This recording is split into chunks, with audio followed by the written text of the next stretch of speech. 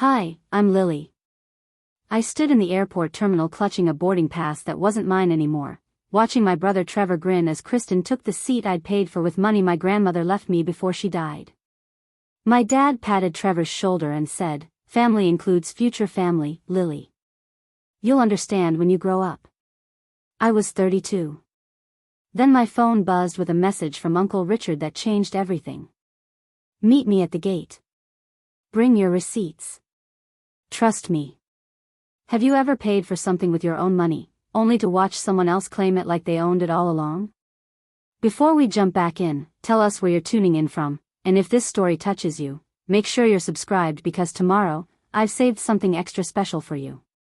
The whole thing started 6 months earlier on a gray February morning in Portland.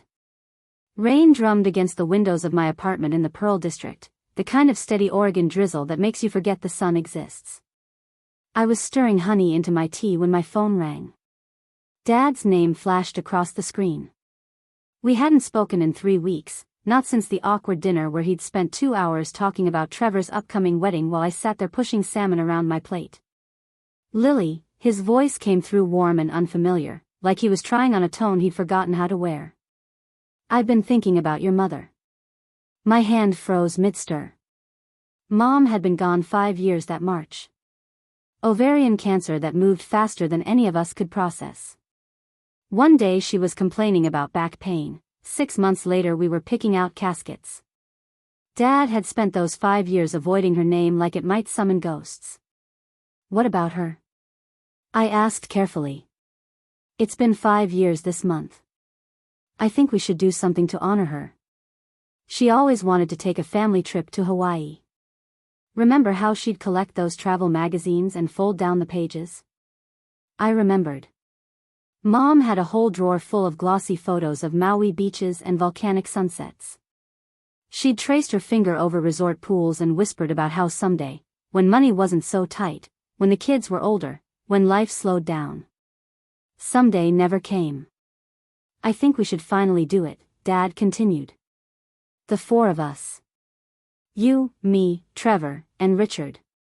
Mom's family. A proper memorial trip." Something in my chest cracked open, the kind of painful hope you get when someone offers you exactly what you didn't know you needed. "That sounds perfect, Dad. There's just one thing." His voice shifted slightly.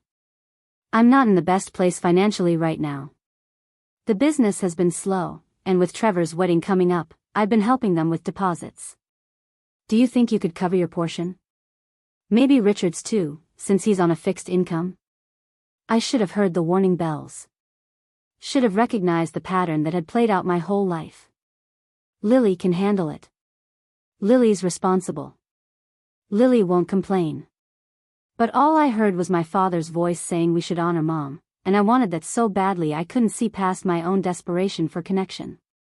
"How much are we talking?" I found a package deal. 4 nights at the Grand Wailea, airfare included, ocean view rooms. Works out to about $3,400 per person. I know it's a lot, but your mother deserves the best. $3,400. I had that much in my savings account, barely. But I also had the money Grandma Jean had left me when she passed 2 years ago. $20,000 that sat in a separate account labeled Future, because I didn't know what else to call it. Mom's mother had been a practical woman who'd saved every penny from her seamstress business. The inheritance was supposed to be for something important, something meaningful. What could be more meaningful than honoring Mom? "I'll cover mine and Uncle Richard's," I heard myself say. $6,800 total. Dad's relief whooshed through the phone. "You're a lifesaver, Lily. Your mother would be so proud of you. I'll have Trevor coordinate the details since he's better with that planning stuff. We're looking at early March, right around the anniversary. I'll send you his number." The call ended, and I sat there staring at my cooling tea, trying to figure out why my stomach felt like I'd swallowed stones. This was good. This was family coming together. This was what Mom would have wanted. I transferred the money that afternoon. 2 weeks passed before Trevor finally called. I was at work, putting finishing touches on a campaign for a local brewery, when his name lit up my screen. We hadn't been close since high school, not after he'd borrowed my car and returned it with a dent he never admitted to causing, not after he'd missed my birthday 3 years running but expected me at every event Kristin planned. "Hey Lil," he said, using the nickname I'd asked him to stop using when I was 15. "Dad said you're in for the Hawaii thing." "Cool." So Kristin and I were looking at the resort and the rooms are sick. There's this infinity pool and a spa where they do hot stone massages. Sounds nice. When are we booking flights? Oh, Dad and I already booked ours. We got a deal through his credit card points.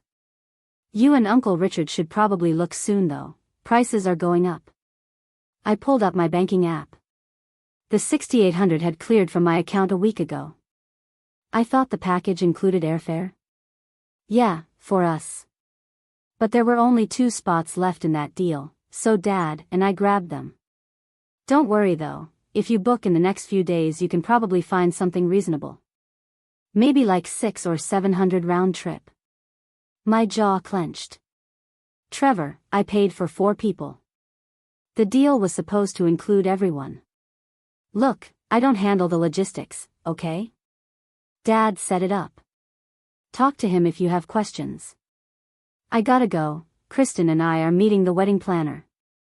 Oh, and hey, we're thinking destination wedding vibes, so maybe start looking at dresses? She's doing a pastel theme. He hung up before I could respond. I called Dad immediately. Voicemail. Tried again an hour later. Voicemail. Sent a text asking about the flight situation. 3 days later, he replied with a thumbs up emoji and, "It'll work out." "It'll work out" became his standard response. When I asked for the resort confirmation number so I could verify the rooms, "It'll work out." When I mentioned that Uncle Richard's passport was expired and we needed to figure out renewal, "It'll work out." When I directly asked if my money had been used for the package or if I needed to pay more, "It'll work out." March crept closer. I booked my own flight for $840. Booked Uncle Richard's too after Dad said he'd totally pay me back. Another $1,700 gone. I was now over $10,000 into a trip where I had no confirmation numbers, no itinerary, and a father who responded to questions with emojis.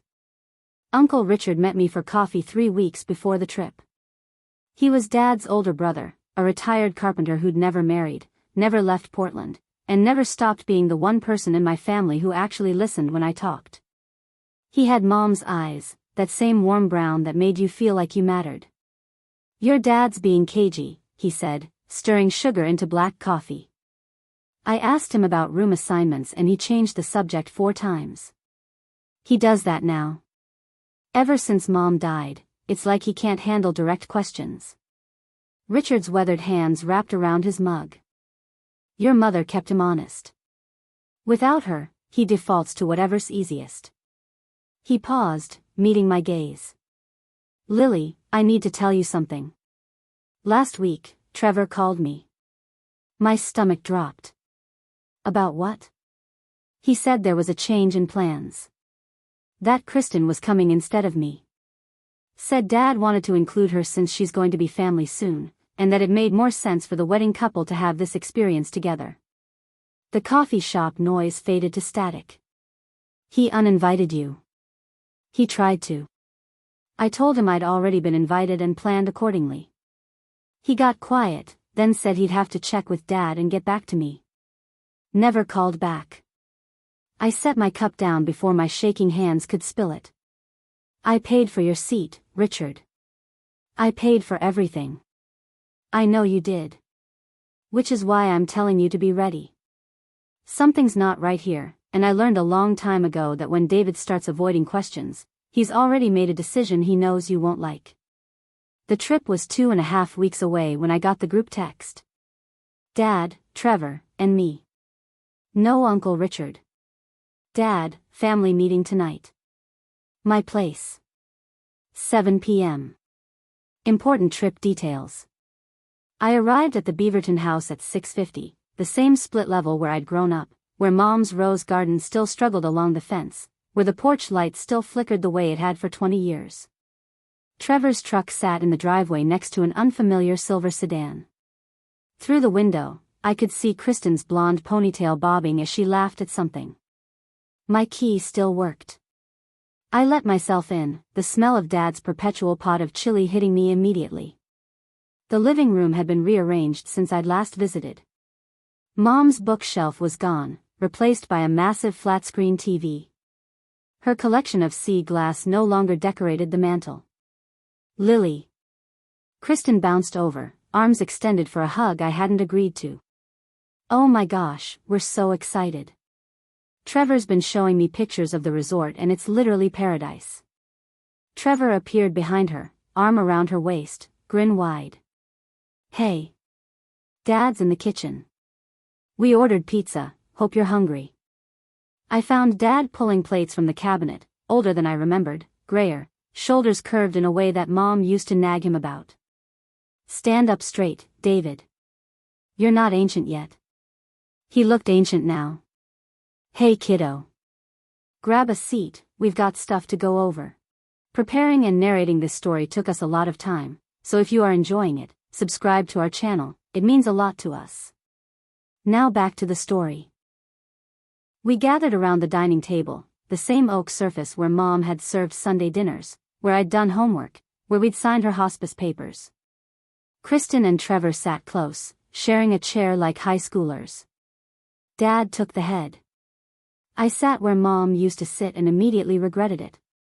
Dad cleared his throat. So, trip's coming up fast. I wanted to get everyone together to finalize details. Where's Uncle Richard? I asked. A glance passed between Dad and Trevor, the kind of silent communication that excludes you completely. That's part of what we need to discuss, Dad said slowly. There's been a change. My hands went cold. What kind of change? Richard's not coming. We decided it would be better to have Kristin join us instead. She's going to be part of the family soon, and your mother would have wanted her to feel included. The words hung in the air like smoke from a fire I couldn't see but could definitely smell. You decided. When? Trevor jumped in. Come on, Lil, don't be dramatic. It makes way more sense to have my fiancé there than some uncle. No offense to Richard, but this is about our generation now. I paid for Richard's seat. I paid for his flight. I paid for everything.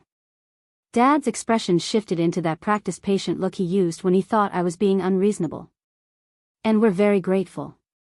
But plans change, honey. Richard understood. He's fine with it. Did you ask him, or did you tell him? Does it matter?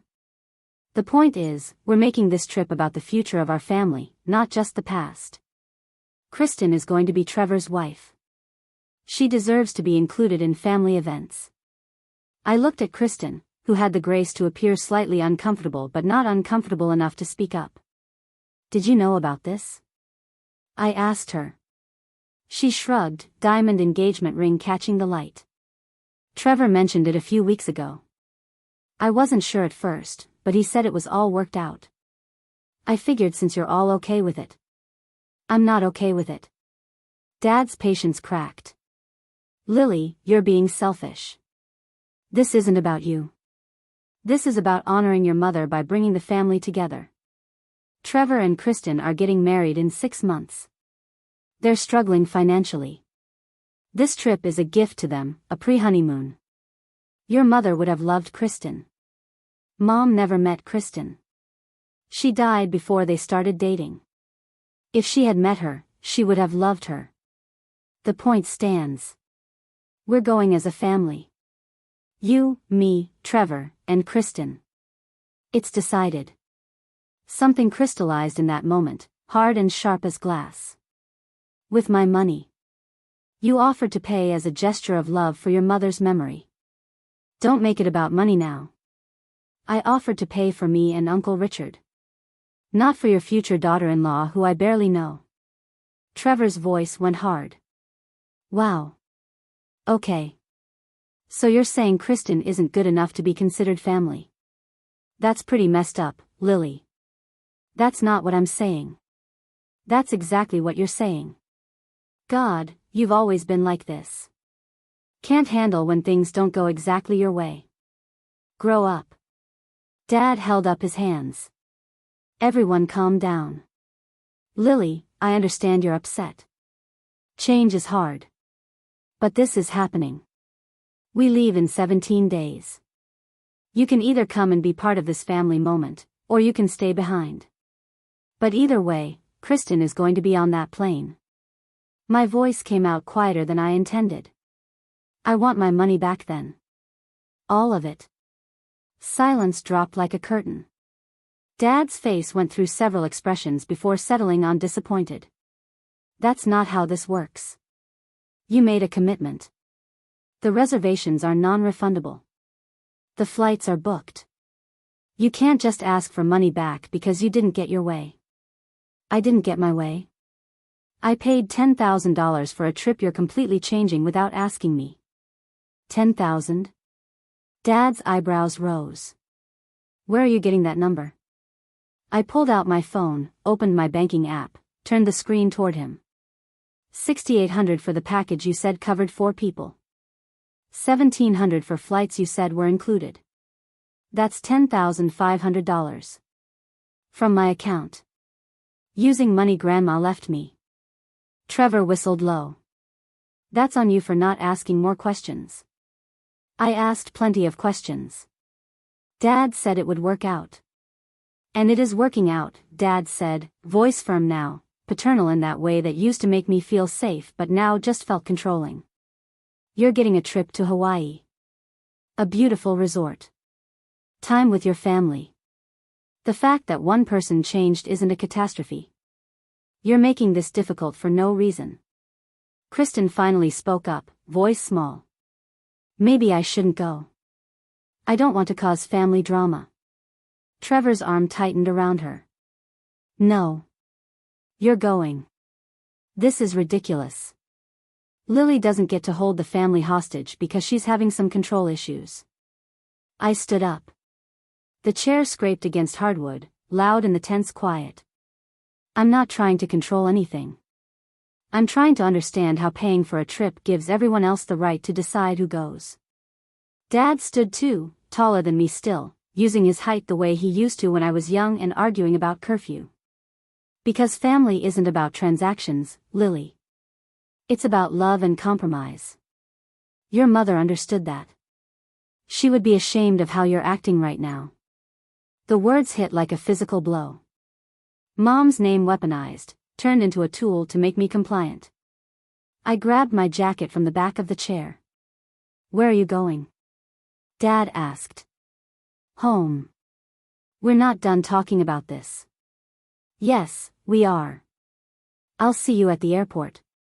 I made it to my car before the tears came. Sat in the driveway with the engine running, hands gripping the steering wheel, wondering how I'd become the villain in a story where I'd paid for everything. My phone buzzed. A text from Uncle Richard. How did it go? I called him instead of texting back. He answered immediately. That bad?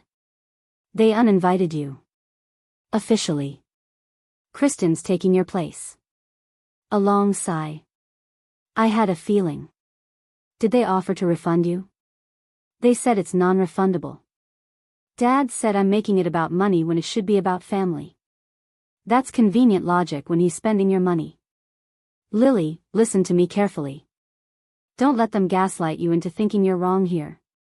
You paid for something specific. They changed it without your permission.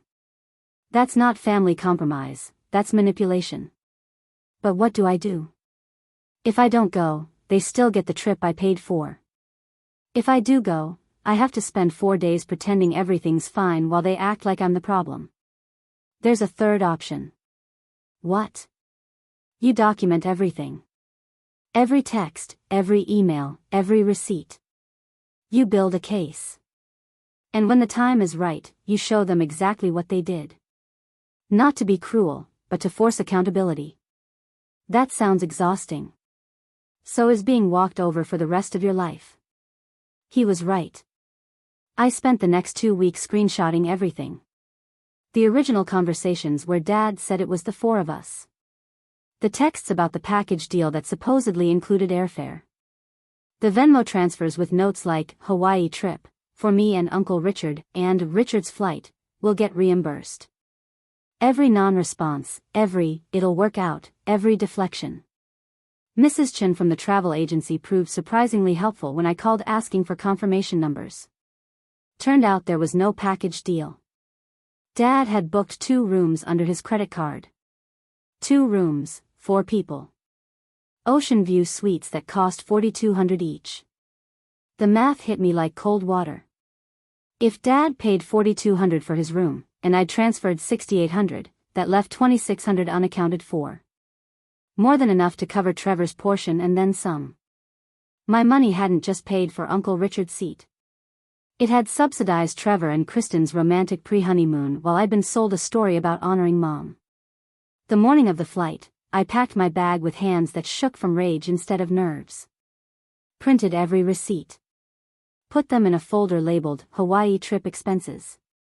Uncle Richard had insisted on meeting me at the airport, said he wanted to see me off even if he couldn't go. PDX was crowded with spring break travelers, families with kids wearing Mickey Mouse ears, couples holding hands and checking departure boards. I found Uncle Richard by the Alaska Airlines counter, holding 2 coffee cups. Thought you might need this, he said, handing me one. I feel sick. That's your body telling you something's wrong. Listen to it. We found seats near the windows. My flight wasn't for another 2 hours, but I'd come early to avoid arriving at the same time as Dad and Trevor. Needed space to breathe before 4 days of forced cheerfulness. Did you bring the documents? Richard asked quietly. I patted my carry-on. All of them. Good. Because I did some digging of my own. He pulled out his phone, opened his email, turned it toward me. Your dad's been telling people you offered to pay for the whole trip as a gift. I heard it from 3 different relatives.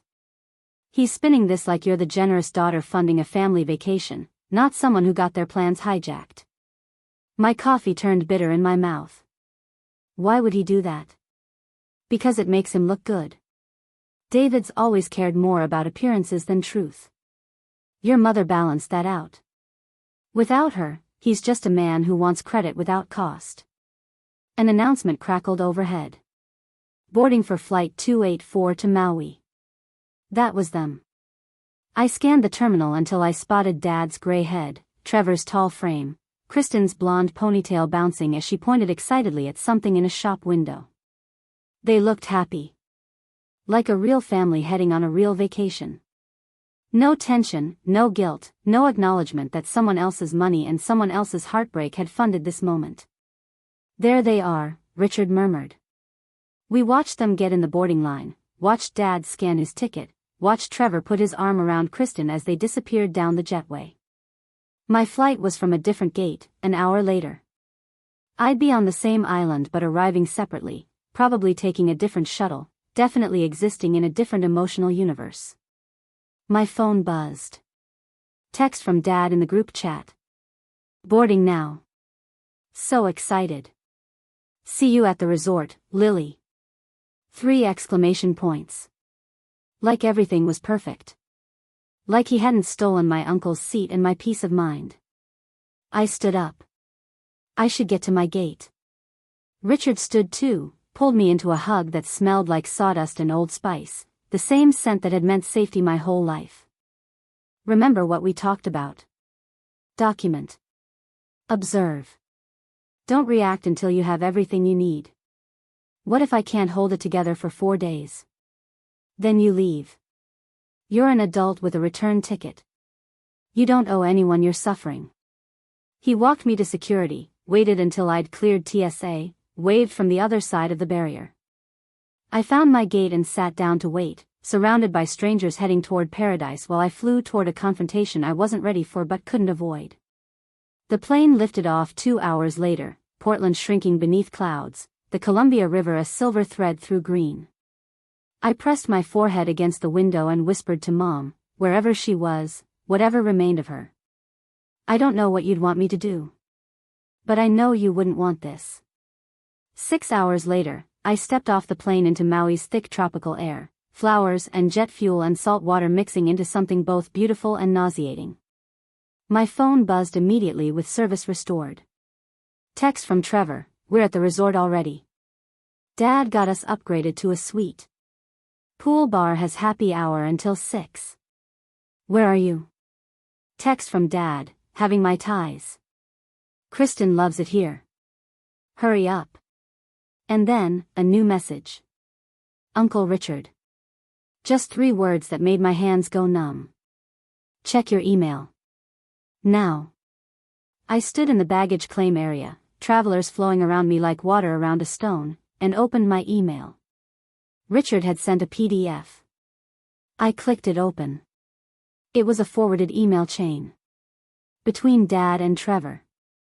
Dated 3 months ago.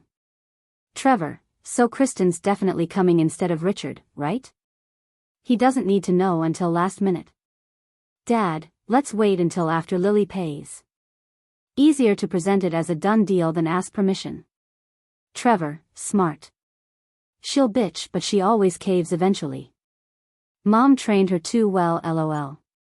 Dad, your mother did raise her to be considerate. We'll frame it as a family unity thing. She won't want to be the one causing problems. Trevor, what about the money situation? She's going to figure out the numbers don't match what you told her. Dad, by the time she does, we'll already be on the trip. What's she going to do, sue her own father? She's too soft for that." I read it 3 times. Then 4. The words didn't change. My family, the people who were supposed to love me, had strategized how to manipulate me out of $10,000. Had laughed about it. Had counted on my desire to keep the peace, to honor Mom, to not cause problems. My phone rang. Dad calling, probably wondering why I wasn't at the resort yet. I let it go to voicemail. Then I opened my messages and texted Uncle Richard. "I'm ready. What do we do now?" His response came immediately. "Now you stop being the person they trained you to be. Now you show them that kindness isn't weakness. I'm forwarding you something else. A lawyer friend of mine. Call him before you go to that resort. Trust me on this." I stood there in the Maui airport, the Hawaii trip I'd dreamed of turned into a nightmare I was living, and made a choice. Not the choice to keep the peace. Not the choice to swallow my hurt and pretend everything was fine. The choice to fight back. But first, I had to get to that resort and look them in the eyes, knowing what I knew. Had to sit through dinners and pool days and sunset photos while evidence gathered and plans formed and justice prepared to arrive dressed like a vacation. I grabbed my suitcase from the carousel and headed toward the shuttle, toward the Grand Wailea, toward my family who had no idea that their carefully planned manipulation was about to cost them everything they thought they'd won. The game had changed. They just didn't know it yet. The shuttle ride to the Grand Wailea took 40 minutes through winding coastal roads where palm trees bent toward the ocean and the late afternoon sun painted everything gold. I sat in the back row, phone pressed to my ear, talking to a lawyer named Marcus Patterson who spoke with the calm precision of someone who'd heard worse stories than mine. "So they used your money to fund a trip they then altered without your consent," he repeated back to me, taking notes I could hear through the phone. "And you have documentation of the original agreement? Screenshots of every conversation. Bank transfers with notes." The travel agent confirmed the real costs versus what I was told. Good. That's very good. Oregon has strong consumer protection laws, and this crosses into potential fraud territory. The email chain your uncle forwarded, that's the critical piece. Shows premeditation, intent to deceive. Did they ever put anything in writing about refunding you if plans changed? I scrolled back through months of messages. No. Every time I asked direct questions, my dad would deflect or say it would work out. Convenient for him. Less convenient now. Here's what I need you to do. Continue documenting everything. Every conversation, every expense they charge to what they think is a shared account, every comment about who paid for what. Don't confront them yet. Let them think everything is fine. People reveal more when they feel safe. How long do I have to pretend? As long as you can stand it. But Lily, understand something. Once you move forward with legal action, your relationship with your father and brother will fundamentally change. Maybe forever. You need to be absolutely certain you're ready for that. The shuttle pulled up to the resort entrance, waterfalls cascading down manufactured rocks, valets in crisp white shirts opening doors. Paradise built on money, most of it mine. I'm ready. They made sure of that. Then enjoy your vacation. Gather your evidence. When you get back to Portland, we'll file a civil suit for fraud and unjust enrichment. I'll send you a retainer agreement via email. Read it carefully, sign it when you're ready. Welcome to the side of yourself you didn't know existed. He hung up. I tipped the shuttle driver with money I could barely afford to spare and walked into the resort lobby where massive koi ponds reflected ceiling lights that looked like stars. The check-in desk stretched along one wall, staffed by women with flower leis and practiced smiles. Name for the reservation? The clerk asked. Lily Morgan. Should be under David Morgan's booking. Her fingers flew across the keyboard, then paused. I see 2 rooms under that name. Looks like you're in room 847, Garden View. Your family checked into the Ocean View suite about an hour ago. Garden View. Not Ocean. I'd paid the same amount as everyone else, but somehow I'd been relegated to the cheaper room. Is there a price difference between Garden and Ocean View? She checked her screen. Ocean View runs about $200 more per night. $800 over 4 nights. Another detail that didn't match what I'd been told. I took my key card without arguing, found the elevator, rode up to the 8th floor in silence. My room was nice enough, clean and tropical with a balcony that looked out over landscaped gardens instead of water. I dropped my suitcase, sat on the bed, and opened my laptop to write everything down while it was fresh. Garden View room, $800 less than Ocean Suite. Not told about room assignments until arrival. Starting pattern of unequal treatment despite equal payment. My phone buzzed with the group text. Trevor, pool bar now. Kristin found a cabana and it's sick. Dad, come have a drink with your old man. First round on me. First round on him, using money I'd provided. I changed into a swimsuit, threw a cover-up over it, grabbed my folder of receipts, and headed downstairs. The pool area sprawled across multiple levels, infinity edges overlooking the Pacific, grottos with hidden waterfalls, swim-up bars where people perched on submerged stools sipping drinks with tiny umbrellas. I found them in a premium cabana, the kind that required daily rental fees.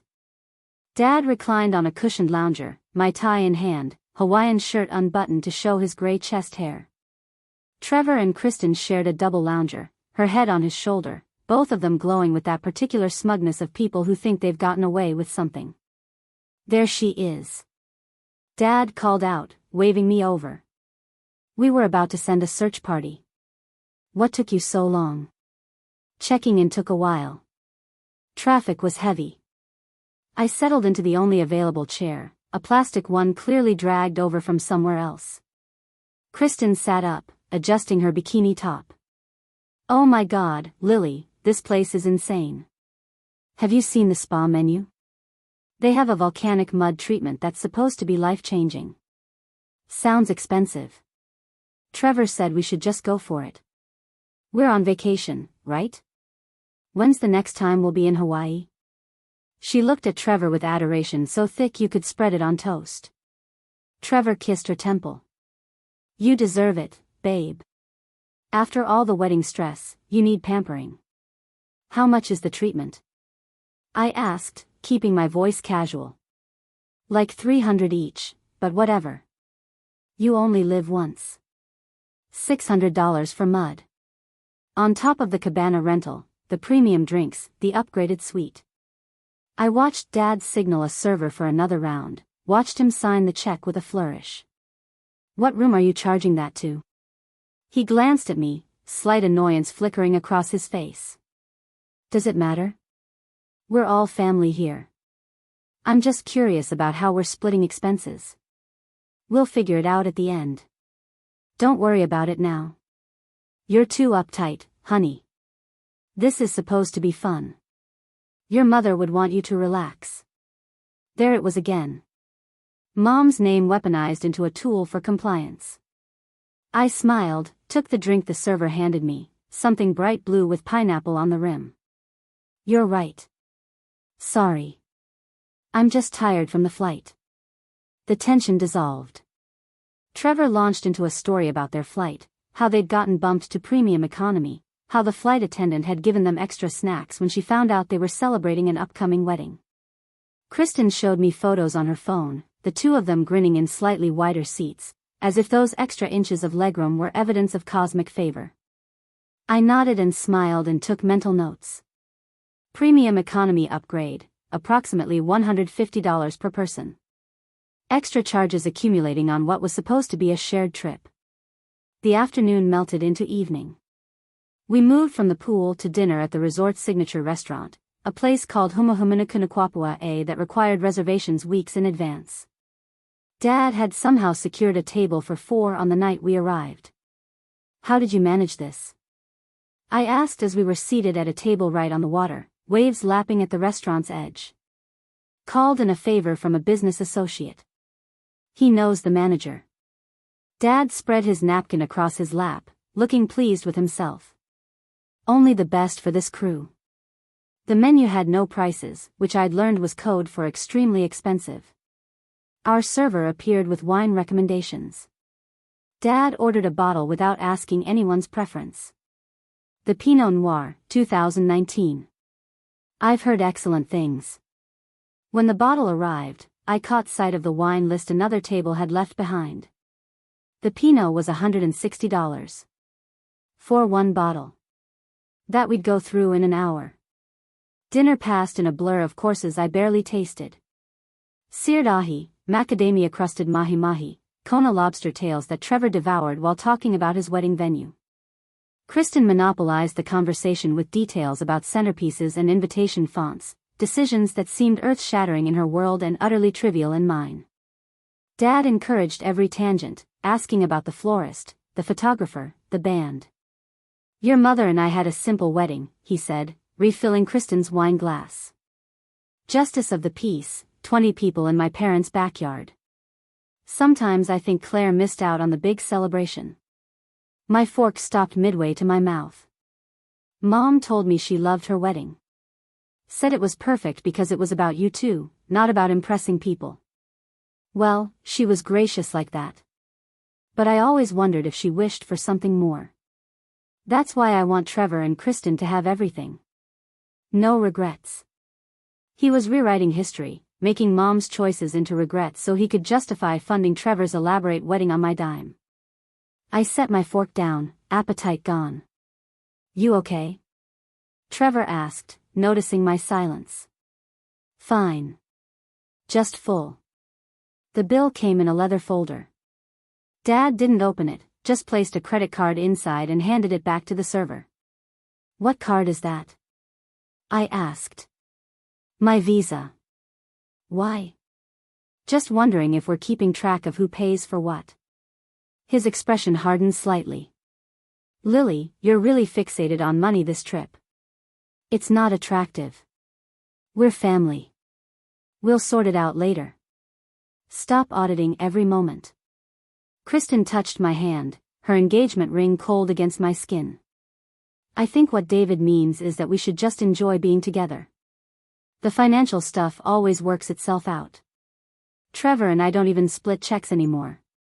It's so much easier when you just trust that everything balances in the end. That's easy to say when someone else is paying, I said quietly. The table went silent. Trevor's jaw clenched. Dad's hand tightened around his wine glass. Kristin withdrew her hand like I'd burned her. What's that supposed to mean? Trevor's voice had an edge I recognized from childhood arguments, the tone that came right before he'd shove me or break something of mine. Nothing. Forget it. No, say what you mean. You clearly have something to say. Dad intervened, voice firm. Both of you, stop. We're not doing this. Not here, not on this trip. Lily, if you have concerns about money, we can discuss it privately later. But right now, we're finishing this beautiful meal and going back to the room like a normal family. Understood? I nodded. Swallowed the words climbing up my throat. Let them think they'd won this round. We walked back through the resort grounds in uncomfortable silence, past couples holding hands, families with sleeping toddlers, solo travelers reading books by tiki torchlight. Everyone else's vacation looked peaceful. Ours felt like a hostage situation with better scenery. At the elevator, Dad hugged me stiffly. Get some rest. Tomorrow we're doing a snorkeling trip. 8 a.m. departure. Don't be late. How much is the snorkeling trip? He sighed, long-suffering and dramatic. It's included in the activity package I booked. Stop worrying about every detail. They got off on the 5th floor, the ocean view floor.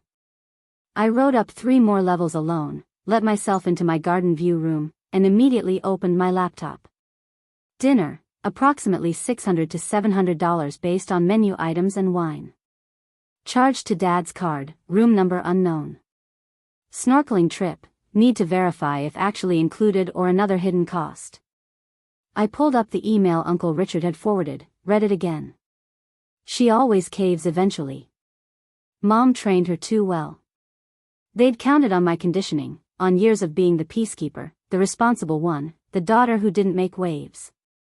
They'd calculated my compliance into their plan like it was a guaranteed variable. My phone buzzed. Text from Uncle Richard, how's paradise? I called him instead. He answered over the sound of what might have been his workshop, the hum of machinery in the background. That good, huh? They're charging everything to room accounts without discussing it. Expensive dinners, spa treatments, premium drinks. Dad keeps saying we'll figure it out later, but I already know how this ends. He's going to tell me I'm being petty if I ask for accountability. What did the lawyer say? Document everything. Don't confront yet. Build the case. Smart. Can you do that? Can you keep quiet while they parade around with your money? I thought about Mom, about how she'd mediated every family conflict, absorbed every tension, sacrificed her own needs to keep everyone else happy. How she'd taught me, through example, that love meant never asserting yourself. How exhausted she'd looked those last few months, like carrying everyone else's emotional weight had finally crushed her. I don't know if I can do this for 4 days. Then don't. Come home. Your mental health is worth more than revenge. It's not revenge. It's justice. Justice and revenge look very similar when you're in pain. Be honest with yourself about which one you're chasing. After we hung up, I stood on my balcony looking out over the gardens. Somewhere below, a couple argued in hushed tones. Somewhere else, someone laughed. The resort was a collection of private dramas wrapped in tropical beauty, everyone pretending their problems didn't exist because they'd paid too much money to acknowledge reality. I went to bed early, exhausted from performance. Woke at 7 to my phone buzzing with the group text. Dad, morning. Snorkeling in an hour. Meet in the lobby. I dressed in my swimsuit and a tank top, grabbed a towel from the room, and headed downstairs. The lobby was crowded with tour groups, guides holding signs, families checking equipment. I found my family by the valet desk, already wearing snorkel gear around their necks like trophies. You're late, Trevor said, checking his watch. It's 8:03. Sorry. I'll be faster tomorrow. A guide approached, clipboard in hand, bright smile practiced. Morgan party? 4 for the Molokini Crater Tour. That's us, Dad confirmed. All set? Almost. I just need someone to settle the balance. We have the deposit from your booking, but there's still $320 remaining. The smile on Dad's face flickered. I thought it was included in the package.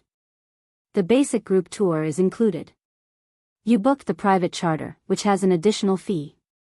Should have that in your confirmation email. Dad looked at Trevor. Trevor looked at Kristin. Kristin examined her nails. Nobody looked at me. Well, Dad said slowly, Lily, you handled the original booking. Can you take care of this? My heart pounded. I didn't book the snorkeling tour. You said it was included in what you arranged. I said it was part of the activity package. I didn't specify every detail. Just cover it, we'll square up later. $320. On top of everything else. I could refuse, could cause a scene right here in the lobby with a line of tourists waiting behind us. Could finally draw the line I should have drawn months ago. Instead, I pulled out my credit card and handed it to the guide. Watched him run it. Signed the receipt. Added it to my mental ledger of grievances that was growing longer than the receipt tape. Thanks, sis, Trevor said, clapping my shoulder like I'd done him a favor instead of been financially manipulated again. You're a lifesaver. The boat ride to Molokini took 45 minutes. Dad and Trevor sat up front, shouting over the motor about football standings.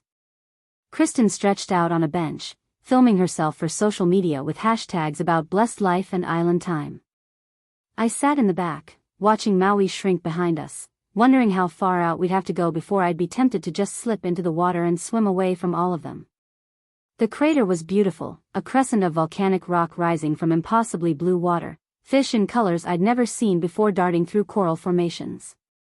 Our guide explained the ecosystem, the protected species, the importance of not touching anything. We geared up and dropped into the water.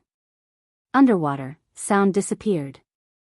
Just my breathing through the snorkel, the muffled aquatic world, the sensation of floating in space. I stayed down as long as I could, following a sea turtle that moved with ancient patience, envying its ability to carry its home on its back and need nothing from anyone. When I surfaced, Kristin was taking selfies with a GoPro stick. Trevor was showing Dad something on his underwater camera. They were laughing, creating memories, having the vacation I'd funded.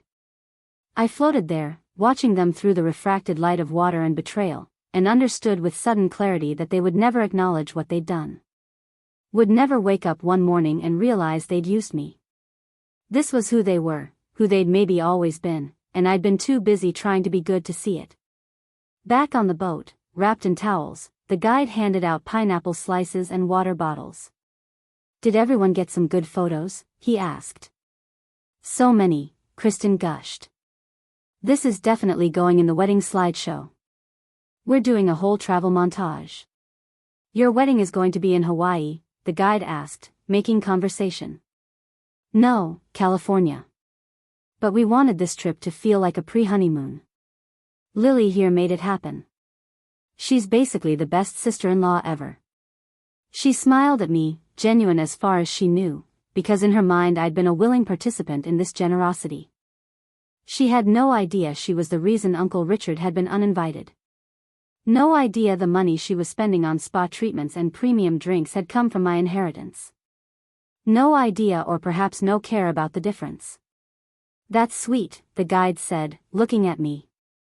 Family trips are special. I smiled back, said nothing. Let him think what he wanted.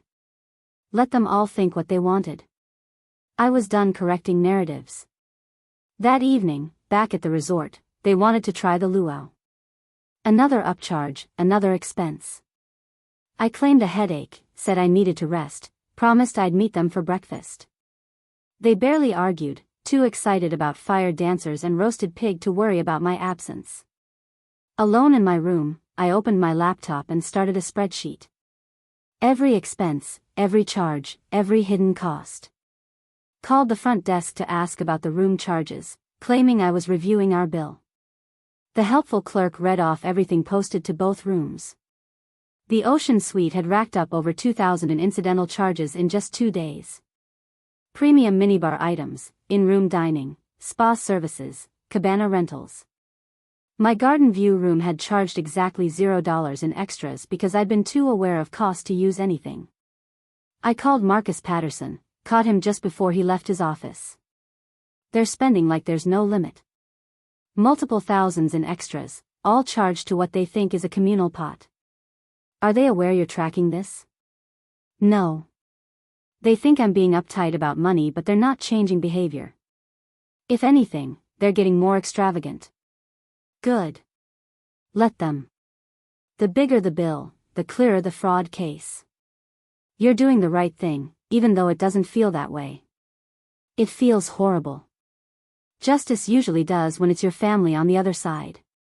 But Lily, what's the alternative? You go home, they've spent your money and learned that manipulating you works. They'll do it again. And again. Until you're broke or they've taken everything you have. Is that the relationship you want? No. Then keep documenting. You're almost halfway through. 2 more days and you can go home and start fighting back. 2 more days felt like 2 more years. I ordered room service, charged it to my own credit card instead of the room, ate pasta alone on my balcony while listening to the luau music drift up from below. Fireworks exploded over the ocean at 9 p.m., bright colors reflecting on dark water, celebration for everyone except me. My phone buzzed. Text from Dad, where are you? Missing a great show. I replied, not feeling well. Enjoy. No follow-up asking if I needed anything. No offer to bring me food or check on me. Just a thumbs up emoji and silence. I turned off my phone and went to bed early, dreaming of spreadsheets that multiplied into monsters, receipts that grew teeth, family members who spoke in numbers instead of words. Woke at 3 a.m. in a panic, disoriented, forgetting where I was until the sound of waves reminded me. Paradise. I was in paradise. Having the worst vacation of my life. The next morning, breakfast was at the hotel restaurant, an elaborate buffet where they had omelet stations and fresh papaya and macadamia nut pancakes. Dad held court at a table by the windows, recounting stories from the luau, describing the fire dancer who'd spun torches in impossible patterns. You really missed out, Trevor said, loading his plate with a 3rd trip's worth of food. Best night of the trip so far. Maybe tonight you'll feel better, Kristin offered, though her tone suggested she didn't really care either way. We're doing a sunset dinner cruise. Open bar, live music, the works. How much is that? I asked automatically. The table groaned in unison. Seriously? Trevor threw his napkin down. You're like a broken record. Everything doesn't have to be about cost. It does when I'm the one paying. Dad's fork clattered against his plate. That's enough. You contributed to this trip, yes. We're all grateful. But you don't get to hold it over everyone's heads every 5 minutes. If money is such a problem for you, maybe you shouldn't have offered in the first place. I offered to pay for a specific trip with specific people. Not whatever this has become. This is a family vacation. Things change. Plans evolve. Adults adapt. Your mother would be so disappointed in your attitude right now. I stood up, chair scraping loud against tile. Don't you dare tell me what Mom would think. She's not here because she died taking care of everyone else and forgetting to take care of herself. And you're using her memory to manipulate me the same way you used her for 30 years. The restaurant went quiet. Nearby tables pretended not to stare. Kristin's mouth hung open. Trevor looked like he wanted to punch me. Dad's face went through several colors before settling on rage. Go to your room, he said quietly. We'll discuss this when you've calmed down. I'm not a child you can send away when I say things you don't like. No, you're an ungrateful brat who can't let people enjoy themselves. Your mother gave and never complained. You could learn something from her example. I grabbed my bag, left my unfinished breakfast, walked away from that table and their stunned silence. Made it to the elevator before my hands started shaking. Rode up to 8, let myself into my room, and called Uncle Richard. I can't do this anymore. I told them off at breakfast. Said things I can't take back. What did you say? I repeated the conversation. He listened in silence, then said, Good. Good. I just imploded our relationship. No, you just stopped pretending. There's a difference. They imploded it when they decided your money was theirs to spend. You just made it visible. How do you feel? Terrified. Relieved. Angry. All of it at once. That sounds about right. So what now? Do you stay or come home? I looked around the garden view room I'd paid for.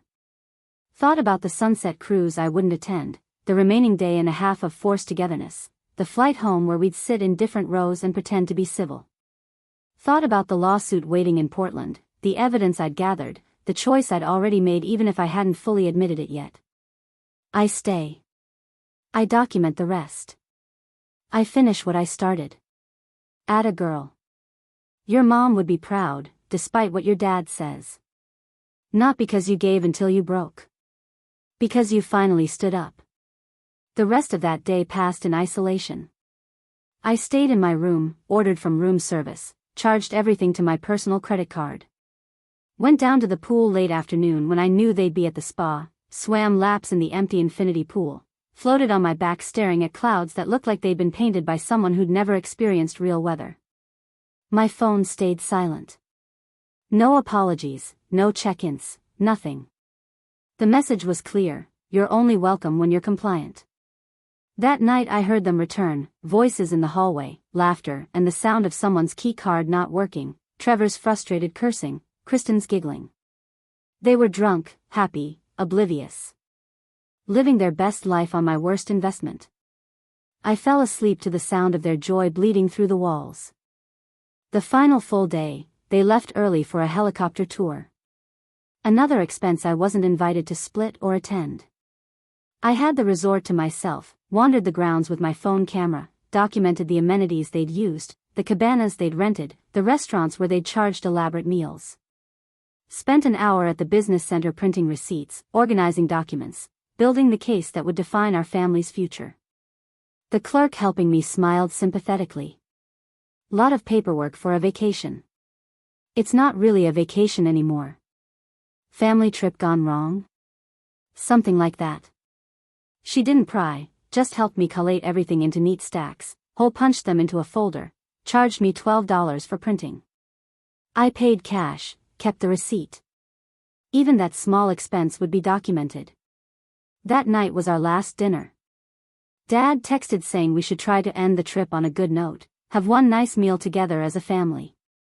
I agreed, mostly because I was tired of hiding in my room, tired of giving them the satisfaction of my absence.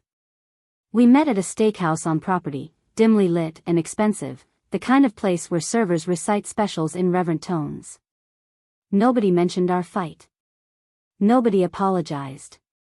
We just sat down and opened menus and pretended the last 48 hours hadn't happened. That was our family's superpower. Not love or loyalty or understanding. Pretending. We could pretend anything away if we just refused to name it. Dinner was quiet, punctuated by safe topics. The weather back in Portland. Kristin's wedding band selection. The helicopter tour that apparently revealed valleys hidden from ground level. Nobody asked me how I'd spent my day. Nobody cared. The bill came. Dad reached for it, then paused, looked at me. Want to split this one? I almost laughed. With pleasure. My third is $68.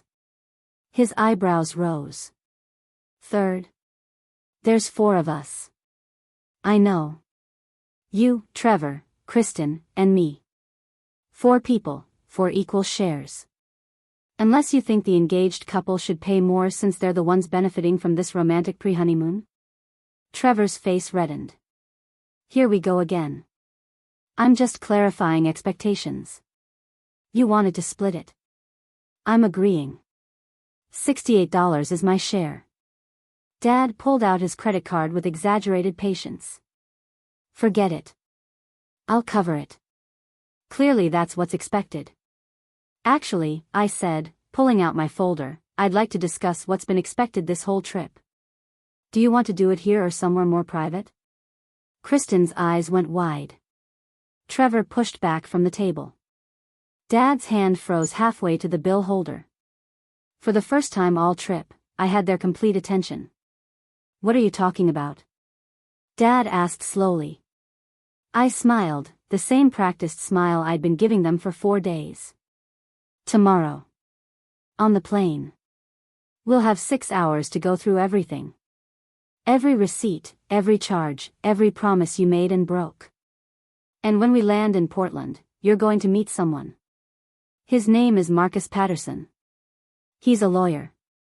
And he's very interested in your business practices when it comes to family finances. The table erupted. All 3 of them talking at once, demanding explanations, calling me dramatic, insisting I was overreacting. I let them rage, let them reveal themselves one more time to the other diners who definitely weren't pretending not to watch anymore. Then I stood up, placed $70 on the table, more than my share, and walked away from the best decision I'd made all week. Behind me, their voices rose and fell like waves. Ahead of me, the exit glowed like a finish line. I'd made it through. Survived 4 days of manipulation disguised as family bonding. And now the real work could begin. Tomorrow we'd fly home. Tomorrow everything would change. But tonight, I went back to my garden view room and slept better than I had in months, knowing I'd finally stopped pretending. The flight home felt longer than the one out, though the hours were identical. I sat in row 23, middle seat, wedged between a businessman who kept his laptop open the entire time and a college student who fell asleep on my shoulder within the first hour. Dad, Trevor, and Kristin sat together in row 8, premium economy seats they'd somehow secured without mentioning it to me. I'd checked my bag to avoid the awkward overhead bin shuffle, so I had nothing but my purse and the folder that had become my constant companion. Every page inside represented a choice they'd made, a lie they'd told, a manipulation they'd executed. The folder was thin, maybe 40 pages total, but it felt heavier than my checked luggage. Somewhere over the Pacific, my phone buzzed with airplane Wi-Fi. Email from Marcus Patterson with the subject line, Preliminary Review. I opened it, reading his legal assessment of what I'd sent him from the Resort Business Center. Based on the documentation provided, we have grounds for civil action under Oregon revised statutes regarding fraud, unjust enrichment, and potentially elder financial abuse given the involvement of funds designated for specific purposes. The email chain showing premeditation significantly strengthens the case. However, I want to ensure you understand the emotional cost of proceeding. Family litigation is uniquely painful. Consider carefully whether legal vindication will provide the closure you seek, or simply formalize a rupture that's already occurred. I read it 3 times. The lawyer part of his message was clear enough. The human part, the warning about emotional cost, that landed differently at 30,000 feet than it might have on solid ground. Up here, suspended between where I'd been and where I was going, reality felt negotiable. Maybe we could all just forget the last 4 days. Maybe I could absorb this loss the way I'd absorbed so many others, the way Mom had taught me through example. Then I remembered Trevor's laugh when Kristin had tried on Lay's at the airport gift shop, charging them to what he assumed was a shared account. Remembered Dad signing dinner checks without hesitation, spending my inheritance like it was pocket change. Remembered how easily they'd erased Uncle Richard from the trip after I'd paid for his seat. I pulled out my phone and typed a response to Marcus. Proceed with filing. I'll sign whatever you need when I land. The businessman next to me glanced over, caught sight of the legal letterhead on my screen, then quickly looked away. People don't want to know about other people's family disasters. It makes them uncomfortable, makes them wonder about their own relatives, their own blind spots. We landed at PDX just after 8 p.m., Pacific Northwest gray replacing tropical sunshine like a filter dropped over reality. I waited until everyone else had deplaned, avoiding the inevitable moment when I'd have to see them at baggage claim. Took my time in the bathroom, checked my phone, pretended to care about the airport shops selling Oregon-shaped keychains and Tillamook cheese samples. But luggage doesn't wait forever. Eventually I had to face the carousel, the rotating parade of suitcases that all looked identical until suddenly yours appeared. I spotted my blue duffel at the same time I spotted Dad standing near the exit, arms crossed, face carved from stone. Trevor and Kristin were already gone, probably didn't want to stick around for whatever confrontation they'd sense brewing. Smart of them. Cowardly, but smart. I grabbed my bag, started toward the parking garage exit. Dad stepped into my path. We need to talk. I have nothing to say right now. Well, I have plenty to say. You embarrassed this family in public, made wild accusations, and apparently hired a lawyer? What the hell is wrong with you? People streamed past us, tired travelers just wanting to get home. We were an island of tension in a river of exhaustion. Move, Dad. I'm going home. Not until you explain yourself. That lawyer email, Trevor saw it over your shoulder on the plane. You're actually going to sue your own father? You stole from me. Used money I gave you for one purpose and spent it on another. That's fraud. The lawyer's words, not mine. His face reddened. I didn't steal anything. You offered that money freely. No one forced you. You lied about what it was for. You manipulated me using Mom's memory. You uninvited Uncle Richard after I'd paid for his seat. You let Trevor and Kristin run up thousands in charges you knew I'd end up covering. That's not a gift, that's a con. How dare you call me a con artist? I'm your father. I raised you. Fed you. Put a roof over your head for 18 years. You think you don't owe me anything? The familiar argument, the one that had worked my entire life. Gratitude weaponized into obligation, love measured in debt.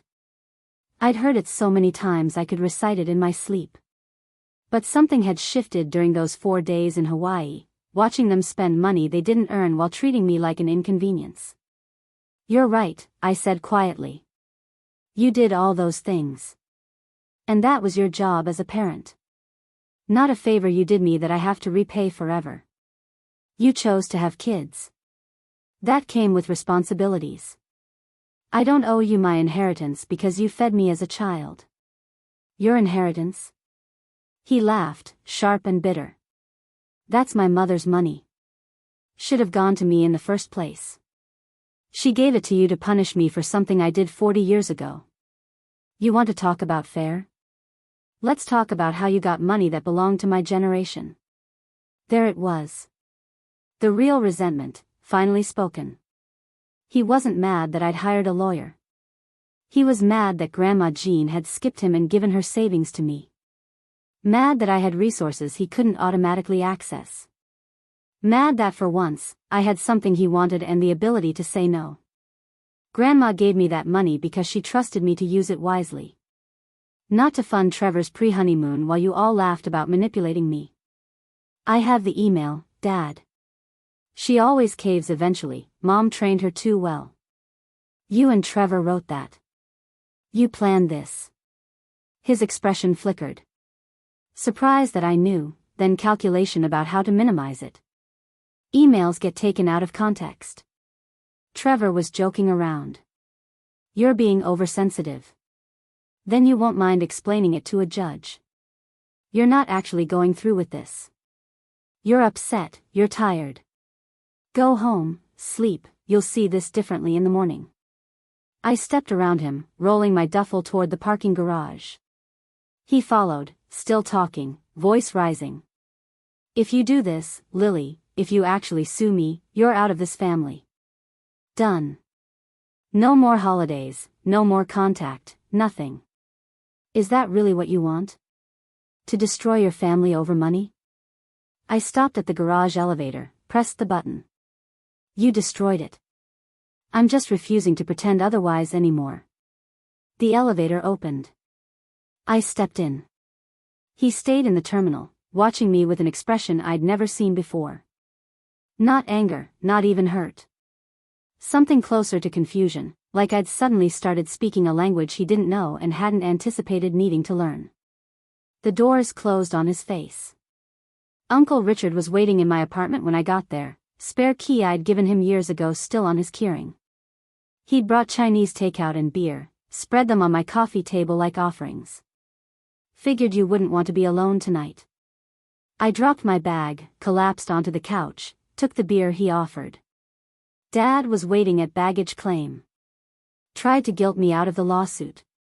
Did it work? No. But it still hurt. That's because he's your father and you're human. Doing the right thing doesn't make it stop hurting. Just makes it worth the pain. We ate in comfortable silence, the kind you only get with people who don't need you to perform. Richard had been like this my whole life, the family member who showed up without agenda, who listened without judgment, who remembered birthdays and asked about work and never once made me feel like love was a transaction I needed to keep paying into. What happens now? I asked, setting down my low mane. Now we wait for Marcus to file the paperwork. The court will schedule a hearing. Your dad and Trevor will get served, probably lose their minds. Things will get ugly before they get better. Are you ready for that? I don't know. How do you get ready for your family to hate you? He considered this, sipping his beer. You don't. You just remember why you're doing it. This isn't about revenge, Lily. It's about boundaries. About saying there are consequences when people exploit your kindness. Your mom never learned how to do that. She gave until there was nothing left, and it killed her. Not the cancer, that was just the mechanism. The exhaustion of being everyone's emotional support system, that's what really took her. I'd never heard him say that out loud, though I'd thought it myself during Mom's final months. How small she'd gotten, how translucent, like she was disappearing before the disease had fully claimed her. How she'd spent her last coherent days apologizing for being a burden, for costing money, for taking up space. She would hate this. The lawsuit, the conflict, all of it. Maybe. Or maybe she'd be proud you found the spine she never could. We'll never know. But I know this, Claire loved you more than anything. If she could see what they did, how they planned it, how they laughed about it, she'd be on your side. Not theirs. My phone buzzed. Text from Trevor, hope you're happy. Dad's devastated. Way to destroy the family right after we honored Mom. Real classy. I showed Richard. He snorted. Honored her by spending your money on premium drinks and spa treatments. Sure. That's exactly what she would have wanted. Another text, this one from a number I didn't recognize. This is Kristin. I just want you to know that Trevor is really hurt by your accusations. We saved for months for that trip and you're trying to say we took advantage? That's really unfair. Maybe you should think about other people's feelings for once. I stared at that message, trying to parse the reality distortion it represented. They'd saved for months. The trip I'd paid for. That they'd altered without permission. And I was the selfish one for noticing.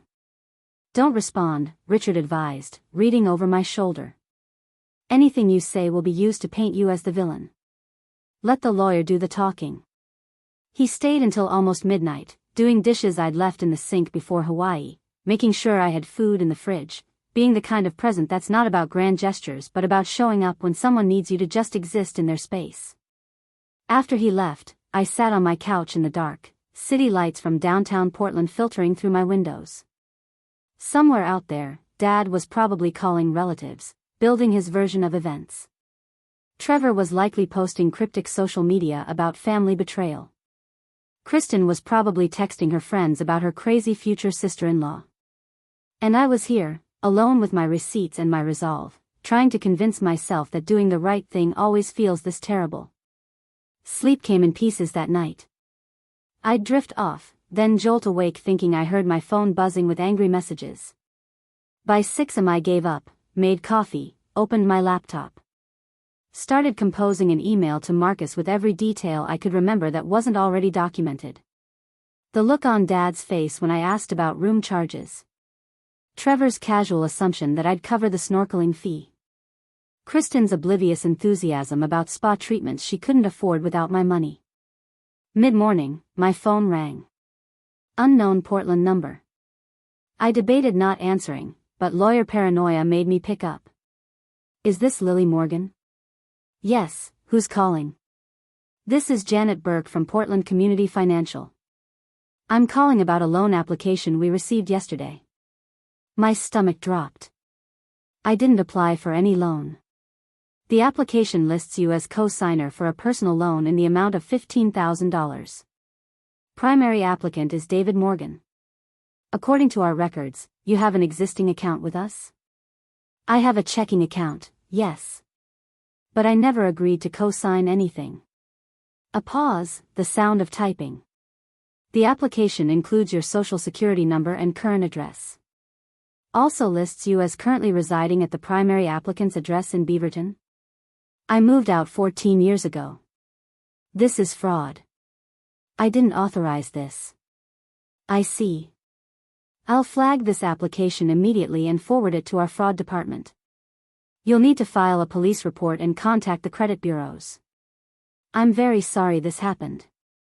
After she hung up, I sat there holding my phone, trying to process. Dad had tried to take out a loan in my name. Presumably using information he had access to from tax documents or old paperwork. $15,000 he'd planned to borrow against my credit without asking. The audacity was breathtaking. Or maybe not audacity. Maybe just desperation from someone who'd spent money he didn't have and now faced consequences.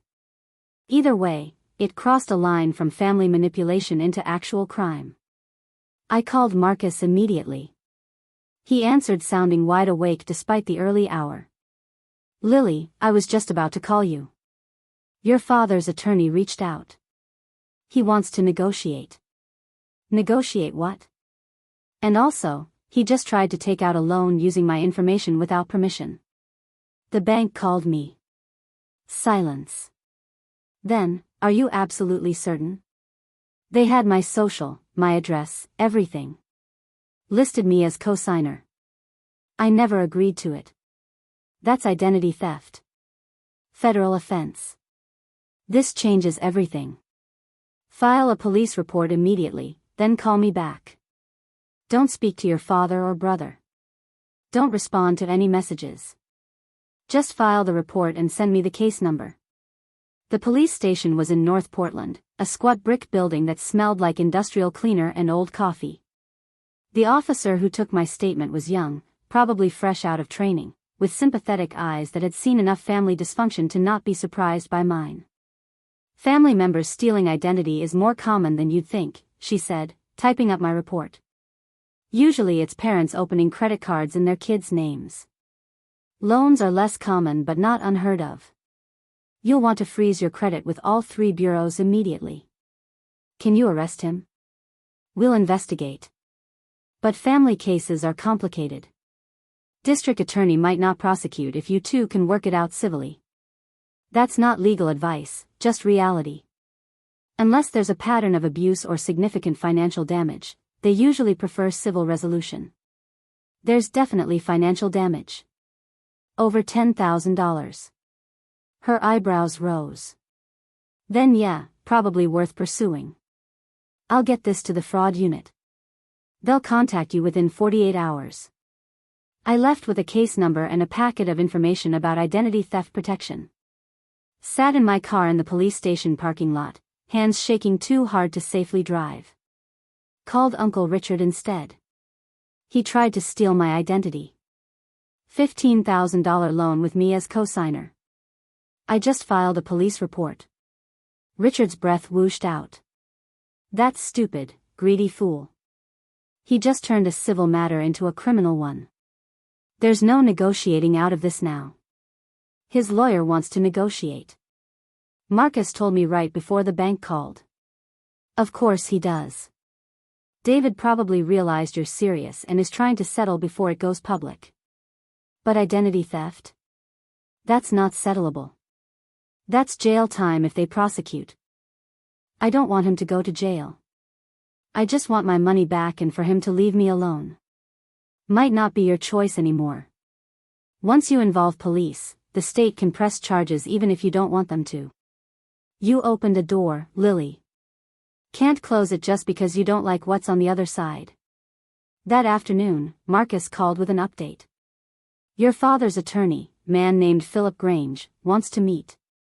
Says David is willing to return the full amount, plus interest, in exchange for dropping the civil suit. He doesn't know about the identity theft report yet. How would that work? He'd sign a payment agreement, legally binding, probably structured over 6 to 12 months. You'd get your money back in installments. In exchange, you'd sign a release waiving further legal action.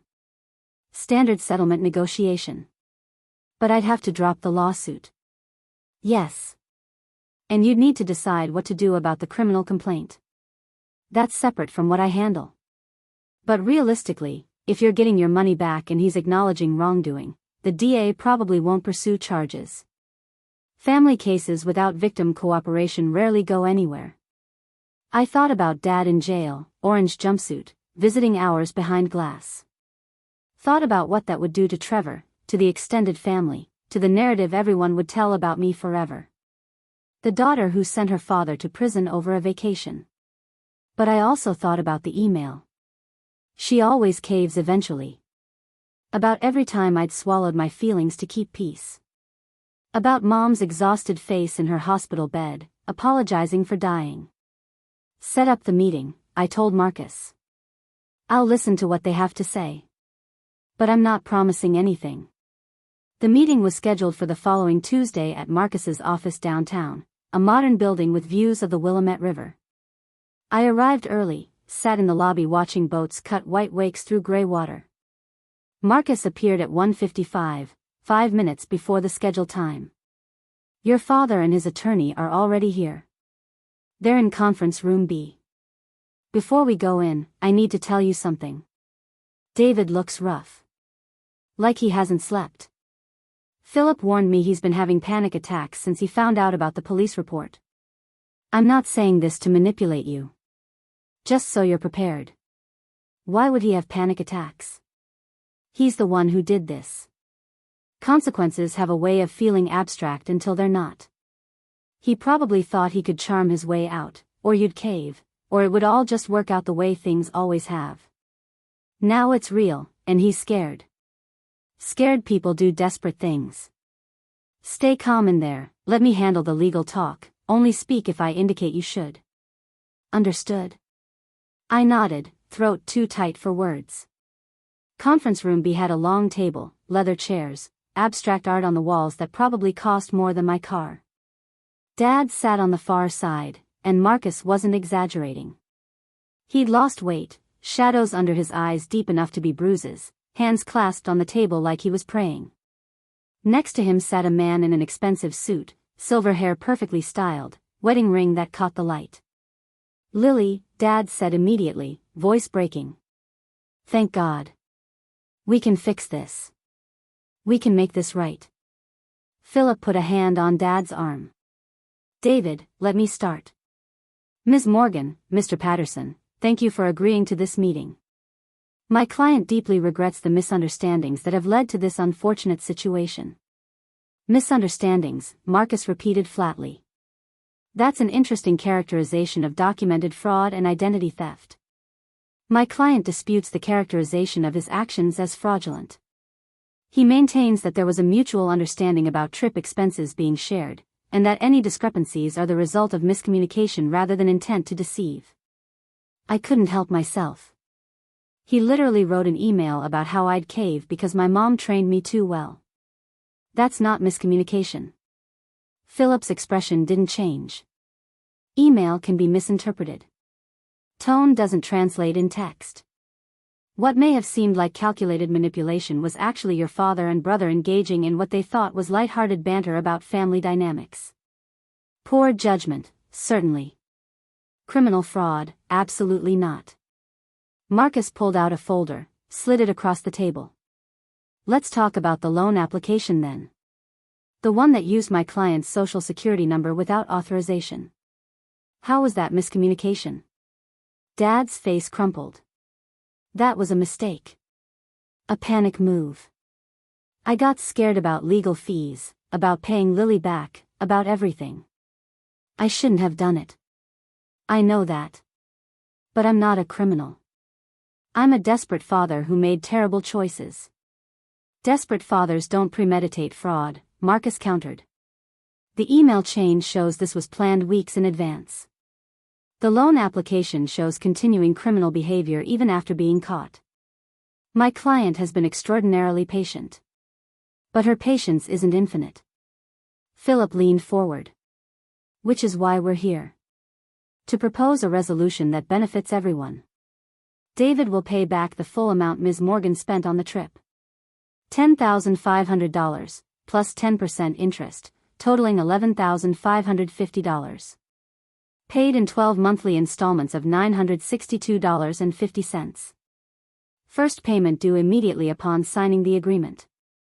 In exchange, Ms. Morgan drops the civil suit and signs a statement to the district attorney that she doesn't wish to pursue criminal charges. What about Trevor? I asked. He was part of this too. Dad's head snapped up. Leave Trevor out of this. He's getting married in 4 months. He doesn't need legal problems right now. But I needed to fund his romantic vacation. That's different. You offered. Under false pretenses that you and Trevor created together. Philip intervened smoothly. Trevor Morgan is not party to these negotiations. Any claims against him would need to be pursued separately. This meeting is about resolving matters between you and your father. Marcus looked at me. Your call. I stared at Dad across that conference table. At the father who'd taught me to ride a bike, who'd attended every school play, who'd cried at Mom's funeral so hard he couldn't speak. At the man who'd also calculated how to manipulate me out of money I'd inherited from his own mother, who'd planned it with my brother, who'd tried to steal my identity when that wasn't enough. Both versions were real. That was the hard part. He wasn't a villain in a simple story. He was a human being who'd made horrific choices, and I had to decide whether monthly payments and a signed apology were enough. I want the first 3 payments up front, I said finally. Not 1. 3. $2,887.50. And I want a full written apology detailing exactly what you did and acknowledging it was wrong. Not miscommunication. Wrong. And I want Uncle Richard included in all future family events if he chooses to attend, with no penalties or awkwardness. Those are my terms. Dad nodded frantically. Done. All of it. I'll write the apology tonight. Richard is always welcome, I never meant to exclude him permanently. You excluded him to make room for Kristin on a trip I paid for. That seems pretty permanent. It was stupid. I see that now. I was trying to include Trevor's future wife and didn't think about the cost. Not just financial cost. Emotional cost to you and Richard. I'm sorry, Lily. I really am. The apology sounded genuine. Maybe it even was. But genuine regret doesn't erase calculated harm. It just means the person feels bad after facing consequences. Marcus wrote terms on a legal pad, converted them into formal language. Philip reviewed, suggested modifications. They negotiated payment schedules and default clauses while Dad sat there looking like he might throw up and I watched boats on the river 17 floors below. 2 hours later, we had a settlement agreement. Dad would pay nearly $12,000 over the next 9 months. I would drop the civil suit and request the DA decline prosecution. Trevor wasn't mentioned, though Marcus assured me we could pursue him separately if I wanted. I didn't want. I just wanted it over. Dad signed with shaking hands.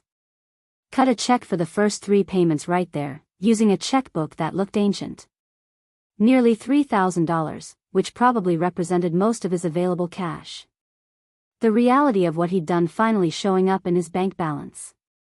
Thank you, he said as we stood to leave. I know you didn't have to agree to this. I know I don't deserve your mercy. It's not mercy, I told him.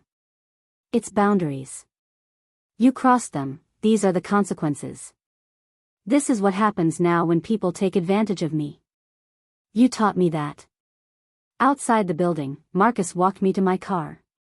How are you feeling? Empty. Like I won something but the prize is just the absence of loss.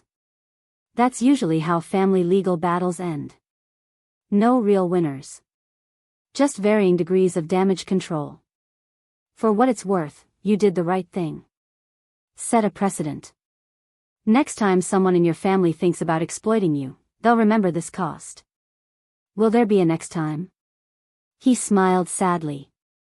With families? There's always a next time. But at least now you know you can survive it. I drove home through rush hour traffic, sun setting behind the West Hills, turning the city pink and gold. Somewhere in this sprawling mess of highways and neighborhoods, Dad was probably already telling his version of events. How I'd overreacted, how he'd tried to make peace, how family used to mean something before people got so litigious. And somewhere Uncle Richard was building furniture in his shop, waiting to hear how it went. Trevor was planning a wedding funded by money he'd helped steal. Kristin was picking out centerpieces, oblivious to the destruction her inclusion had caused. Everyone carrying on with their lives while mine rearranged itself around the boundaries I'd finally learned to build. Maybe that was growth. Maybe that was just survival. Maybe they were the same thing. I pulled into my parking garage, gathered my purse and Marcus's business card, and headed upstairs to an apartment that had never looked more welcoming. Tomorrow I'd deal with credit freezes and fraud alerts and telling Uncle Richard the outcome. Tomorrow I'd figure out what family meant now that mine had been legally redefined. Tonight I ordered pizza, poured wine, and celebrated the victory that felt like a defeat, or maybe the defeat that felt like a victory. Hard to tell the difference when you're standing in the space between who you were and who you're becoming. 3 weeks after the settlement, Uncle Richard knocked on my door holding a bottle of whiskey and a manila envelope thick enough to be a manuscript. I let him in without questions, knew from his expression that whatever he'd brought needed alcohol to process. We settled at my kitchen table, the same scarred oak piece I'd salvaged from a Craigslist ad years ago. Richard poured 2 fingers each into mismatched glasses, pushed one toward me, then opened the envelope. Found these in your grandmother's storage unit. The one she kept in Gresham that nobody bothered cleaning out after she died. I went through it last weekend, looking for some of her old sewing patterns. Found this instead. He pulled out letters, dozens of them, tied with faded ribbon. The paper was thin, almost translucent, covered in Grandma Jean's spidery handwriting. I recognized it from birthday cards she'd sent, always with a $5 bill tucked inside no matter how old I got. What are they? Letters she never sent. To your mom mostly, some to your dad, a few to you. Written over the last 10 years of her life. I think she used them like a journal, working through things she couldn't say out loud. I untied the ribbon with careful fingers, feeling like an archaeologist uncovering something that was supposed to stay buried. The first letter was dated 8 years ago, addressed to Mom. Dear Claire, I watched David belittle you at dinner tonight, saw how you shrank into yourself while he talked over you about politics you know more about than he does. You said nothing. You never say nothing. I wanted to defend you but knew you'd be angry if I caused a scene. So I smiled and passed the potatoes and bit my tongue until it bled. When did my daughter become so small? When did you learn to disappear while still sitting right there? My throat closed. I looked at Richard. Did you read all of these? Most of them. Some were too painful to finish. Jean saw everything, Lily. Every pattern, every manipulation. She wrote it all down because she couldn't say it while keeping the peace. Same trap your mother fell into. Same one you were falling into until Hawaii forced your hand. I picked up another letter, this one to Dad, dated 5 years ago. David, you called today asking to borrow money again. 3rd time this year. Each time you promised to pay it back and never do. I know where the money goes. Trevor's rent, his car payment, the bills you've decided are your responsibility because he's struggling. But he's 30 years old. When does struggling become his problem instead of yours? When do you stop enabling him and start letting him grow up? Claire won't say this to you. She's too kind. But I'm not kind anymore. I'm old and tired and watching you train my grandson to be a user just like you've become. The answer is no. It's been no. It will keep being no. She loaned him money anyway, Richard said softly. I saw the checks. Every time she said no, he'd wait 2 weeks and ask again. Wear her down. Your dad learned that patience works better than pressure. I kept reading, letter after letter documenting a family history I'd lived through but never fully seen. Grandma writing about Trevor borrowing her car and returning it on empty. About Dad promising to help with house repairs, then never showing up. About Mom's exhaustion during the cancer treatments, how she'd spent more time comforting everyone else than accepting comfort herself. And then, near the bottom of the pile, letters addressed to me. Lily, you're 16 now, learning to drive. Your father yelled at you today for scratching the car backing out. I saw your face afterward, how you apologized 12 times for an accident anyone could make. He never apologized for yelling. For embarrassing you in front of your friends. For making you cry. I wanted to tell you that his anger isn't your responsibility. That you don't have to absorb other people's feelings to keep them comfortable. But you wouldn't understand yet. You're still young enough to think love means sacrifice. Hopefully you'll learn before it costs you as much as it cost your mother. The whiskey burned going down. I poured another glass with shaking hands. Why are you showing me these now? Richard pulled out one more letter, different from the others. Newer paper, written in a shakier hand. This one's dated 2 months before she died. After she'd already put you in her will. I think she knew what would happen. Lily, if you're reading this, I'm gone. I'm sorry I couldn't say these things while I was alive, too cowardly to risk the family fracture that comes from speaking truth. I left you money, $20,000 I saved penny by penny. It's not much in the grand scheme, but it's yours. Not to share, not to spend on Trevor's latest crisis, not to loan your father when he inevitably asks. Yours. I've watched you become your mother, giving and giving until there's nothing left. Watched your father and brother take and take because you let them. This money is meant to teach you something I never could say out loud. You are allowed to keep things for yourself. You are allowed to say no.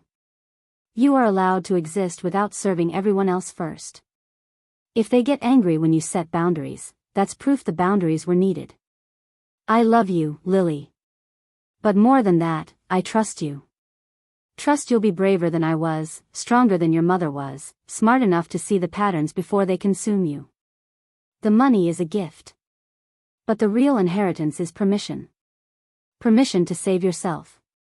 I read it 3 times through tears that wouldn't stop. Grandma Jean had seen everything.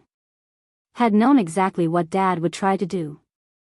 Had left me not just money but a roadmap for how to survive my own family. She knew, I whispered. She knew they'd come after it. Jean was sharp until the end. Saw through everyone's excuses. I think that's why she and your dad were never close. She couldn't pretend his behavior was acceptable, and he couldn't handle being called out. Richard reached across the table, squeezed my hand. You did what she hoped you'd do. Set the boundary. Enforced the consequence. She'd be proud. I don't feel proud. I feel like I destroyed everything. You destroyed a dynamic that was destroying you. That's not the same as destroying everything. Your dad will make his payments or he won't. Trevor will keep his distance or he won't. But either way, you're not responsible for managing their feelings anymore. That's what Jean's money bought you. Freedom. We finished the whiskey talking about Grandma Jean. Her stubborn refusal to get a cell phone. Her perfect pie crusts. The way she'd hum while sewing, old hymns learned in childhood. Richard remembered things I'd forgotten or never known, and I realized how much family history dies with people who don't write it down. What should I do with these letters? I asked when the bottle was empty and the sky outside had gone full dark. Keep them. Pass them down if you have kids someday. Let them see that dysfunction isn't destiny, that someone in every generation has to be brave enough to break the pattern. After he left, I arranged the letters chronologically on my coffee table. 83 letters spanning 10 years. A decade of observations and frustrations and hopes that Grandma Jean had worked through in private. She'd seen the same patterns I'd lived, had felt the same helpless anger at watching people she loved hurt each other through neglect and manipulation. But she'd also left me a weapon disguised as a gift. Money that came with instructions. Use it to learn boundaries. Use it to stop the cycle. Use it to save yourself before you disappear the way Claire did. I took a photo of her final letter, set it as my phone background. Some days I needed the reminder that saying no wasn't cruelty. That self-preservation wasn't selfishness. That you could love people and still refuse to be consumed by them. The next morning brought Dad's fourth payment, right on schedule. $962.50, deposited to my account with a memo line that said, settlement payment 4 of 12. No personal note, no check this time, just a bank transfer reducing his debt and maintaining our new transactional relationship. I logged it in the spreadsheet I'd created. 4 months down, 8 to go. At this rate, I'd be fully repaid by December. Just in time for the holidays, which would be interesting since nobody had addressed whether we'd still do family Christmas. My phone rang. Mom's sister, Aunt Patricia, calling from Seattle. We talked maybe twice a year, birthday and Christmas obligations more than genuine connection. Lily, honey, I heard about what happened with your dad. He called me last night, quite upset. I wanted to check on you. I sat down, bracing for the lecture. I'm fine. He says you sued him over a vacation? That seems extreme, sweetheart. I know David can be difficult, but he's still your father. Families should be able to work things out without lawyers. There it was. The pressure to reconcile, to forgive, to let it go for the sake of family unity.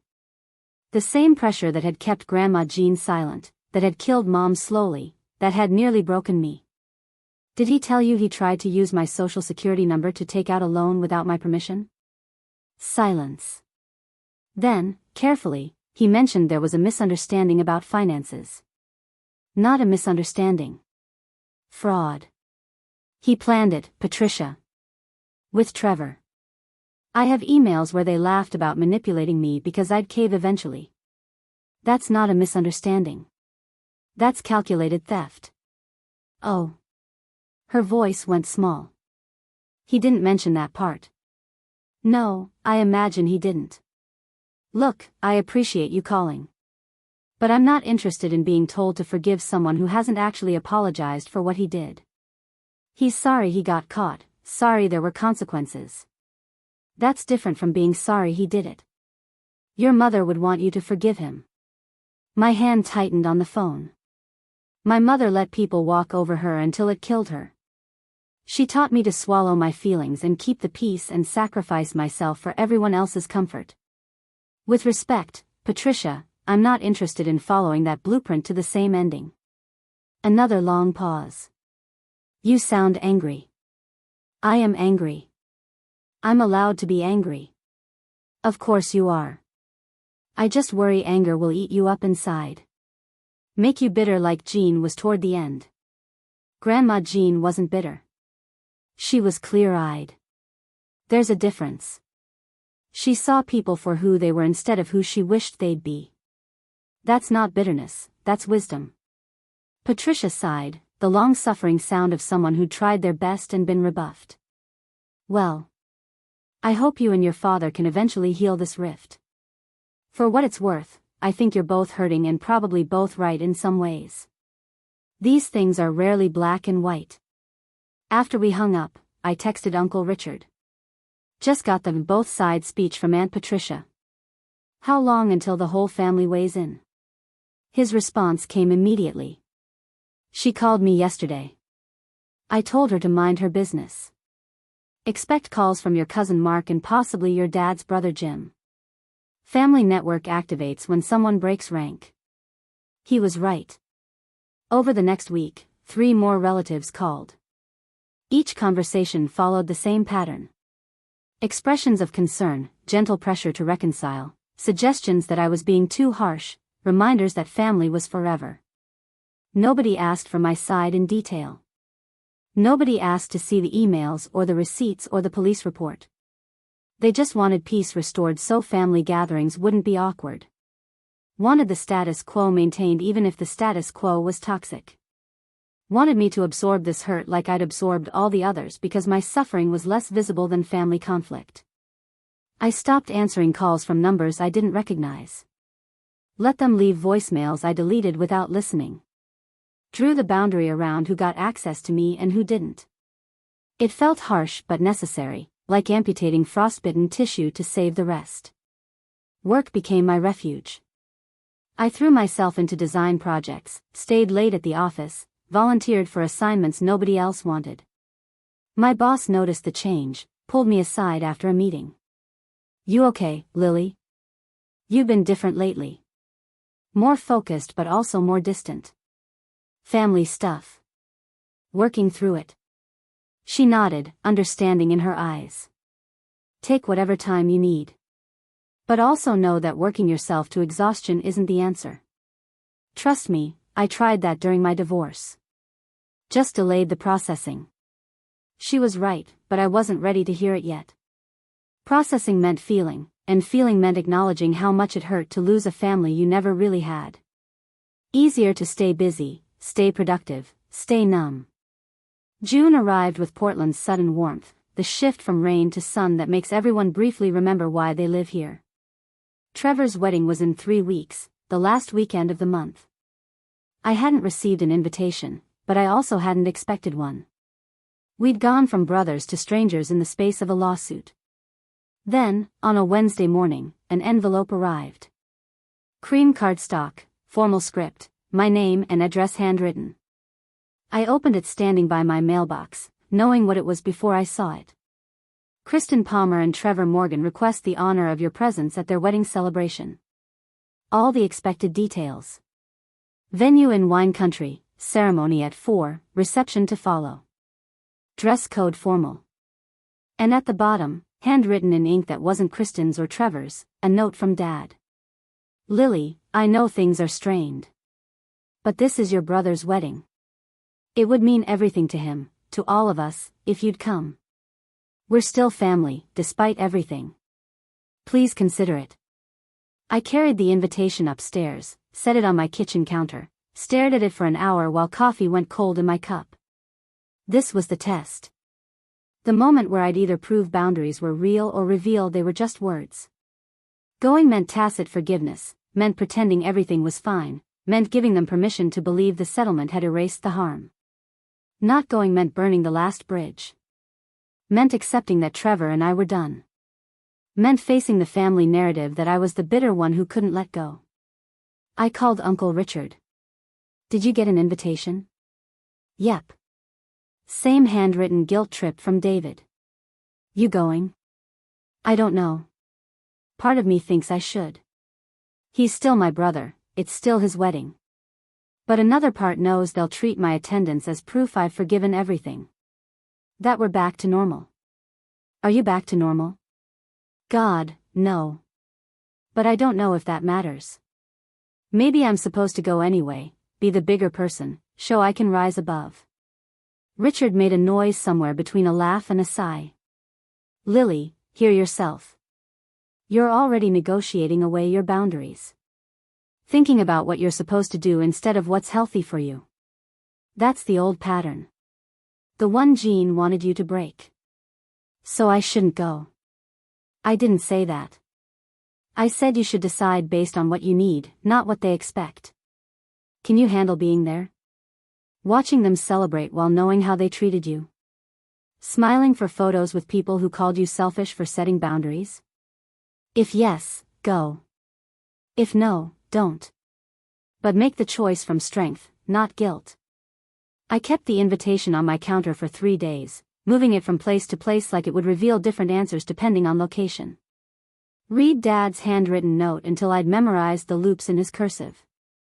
Imagined walking into that venue, seeing relatives who'd called to pressure reconciliation, sitting through a ceremony celebrating a relationship funded partly by my stolen money. On Saturday, I called Trevor. He answered on the 4th ring, surprise clear in his voice. "Lily.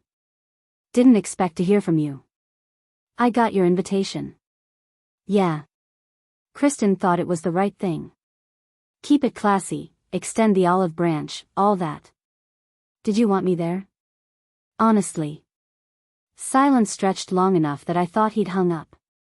Then, quietly, "I don't know. Part of me does, the part that remembers when we were kids and you'd let me hide in your room when Dad was in one of his moods. But another part thinks it'll be easier if you don't come." Less tension, less chance of drama. I wouldn't cause drama. You sued Dad. That's pretty dramatic. My jaw clenched. I sued him because he stole from me. Because you both planned it and laughed about it. Because he tried to commit identity theft when that wasn't enough. That's not drama, Trevor. That's consequences. See, that right there. That tone. That's what I mean. You can't just let it go, can't just move forward. Everything has to be about what we did wrong. You did do wrong. That's not an opinion, it's a fact. You participated in fraud. The only reason you're not part of the settlement is because I decided not to pursue you too. Big of you. Yeah, it actually was. But I'm realizing you don't see it that way. You think I'm the problem for reacting, not the problem for what happened. So let me make this easy. I'm not coming to your wedding. Not because I can't let it go, but because I have let it go. Let go of the version of our relationship where I pretend you didn't do what you did. I hope you have a beautiful day. I hope Kristin makes you happy. I hope you build a good life together. But I'm not going to celebrate it while you're still treating me like the villain in a story where you're the victim. So that's it? We're just done? We've been done since you wrote that email about how I'd cave because Mom trained me too well. This is just me finally accepting it. I hung up before he could respond. Texted Dad immediately. Not attending the wedding. Don't contact me about this decision.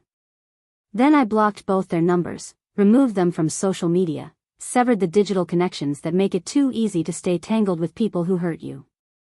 It felt final in a way the lawsuit hadn't. Money could be repaid, settlements could be reached. But choosing not to witness his wedding, that was choosing my peace over his comfort. Choosing my boundaries over his narrative. Uncle Richard called that evening. Heard you're not going to the wedding. How'd you hear? David called me, upset. Said you'd broken Trevor's heart, that you were being vindictive. I told him vindictive was planning to defraud someone then playing victim when caught. He hung up on me. Are you going? Nope. Already RSVP'd no. I'm not watching them celebrate a relationship built partly on money they stole from you. That's not family loyalty, that's enabling. Relief flooded through me. Thank you. I was worried you'd think I was being petty. Petty is saying no to hurt someone. Boundaries are saying no to protect yourself. You're doing the latter. Though I'll warn you, the family's going to see it as the former. Be ready for that. He wasn't wrong. The week before Trevor's wedding, my phone exploded with messages from relatives I barely knew. Cousins, second cousins, family friends who'd been told I was boycotting my own brother's wedding out of spite. Each message carried the same subtext: I was the problem. My inability to forgive, my need to hold grudges, my selfish focus on money over family. Nobody mentioned fraud. Nobody acknowledged theft. Nobody asked why Trevor had felt entitled to a vacation he couldn't afford funded by a sister he'd planned to manipulate. The narrative was simpler without those details. Sister refuses to attend brother's wedding. Sister is bitter. Sister needs to let it go. I drafted a dozen responses explaining my side, then deleted them all. You can't reason someone out of a position they didn't reason themselves into. They decided I was wrong because that story was easier than examining whether Trevor and Dad were wrong. Facts wouldn't change it. Instead, I spent the wedding weekend hiking Multnomah Falls with Uncle Richard, eating overpriced sandwiches at the lodge, taking photos of mist and moss and ancient trees that had survived worse than family dysfunction. We didn't talk about the wedding. Didn't check social media to see photos. Just existed in the woods where problems felt smaller and air felt cleaner. Sunday evening, back in my apartment, I finally looked at Instagram. Kristin had posted dozens of photos. The venue decorated in blush and gold. Her dress vintage-inspired lace. Trevor in a navy suit, grinning wider than I'd seen in years. Dad walking her down the aisle since her father had passed years ago, playing the role of gracious patriarch. None of the photos showed empty seats. They'd rearranged to hide my absence, or maybe invited someone else to fill the space. Either way, the wedding looked perfect. No visible evidence that anything was wrong in this family. Just beautiful people in beautiful clothes celebrating beautiful love. I closed the app without liking or commenting. Let them have their perfect day and their perfect photos. I'd chosen something more valuable than performance. I'd chosen truth. The settlement payments continued through summer. Like clockwork, Dad's transfer arrived every month, $962.50, reducing his debt by increments. We had no contact beyond those transactions. No birthday call in July. No 4th of July barbecue invitation. No accidental run-ins at the grocery store despite living in the same city. It was like we'd agreed to exist in parallel universes that occasionally intersected in a bank account. Civil, distant, severed in every way that mattered. By the time September arrived, I'd paid off my credit cards, rebuilt my savings, started looking at the letters from Grandma Jean as historical documents instead of fresh wounds. The anger had settled into something calmer. Not forgiveness, exactly. More like acceptance that some relationships end not with explosions but with the quiet recognition that they're costing more than they're worth. Uncle Richard and I started having weekly dinners, rotating between his place and mine. He taught me woodworking basics in his shop. I helped him set up an Etsy store for his furniture.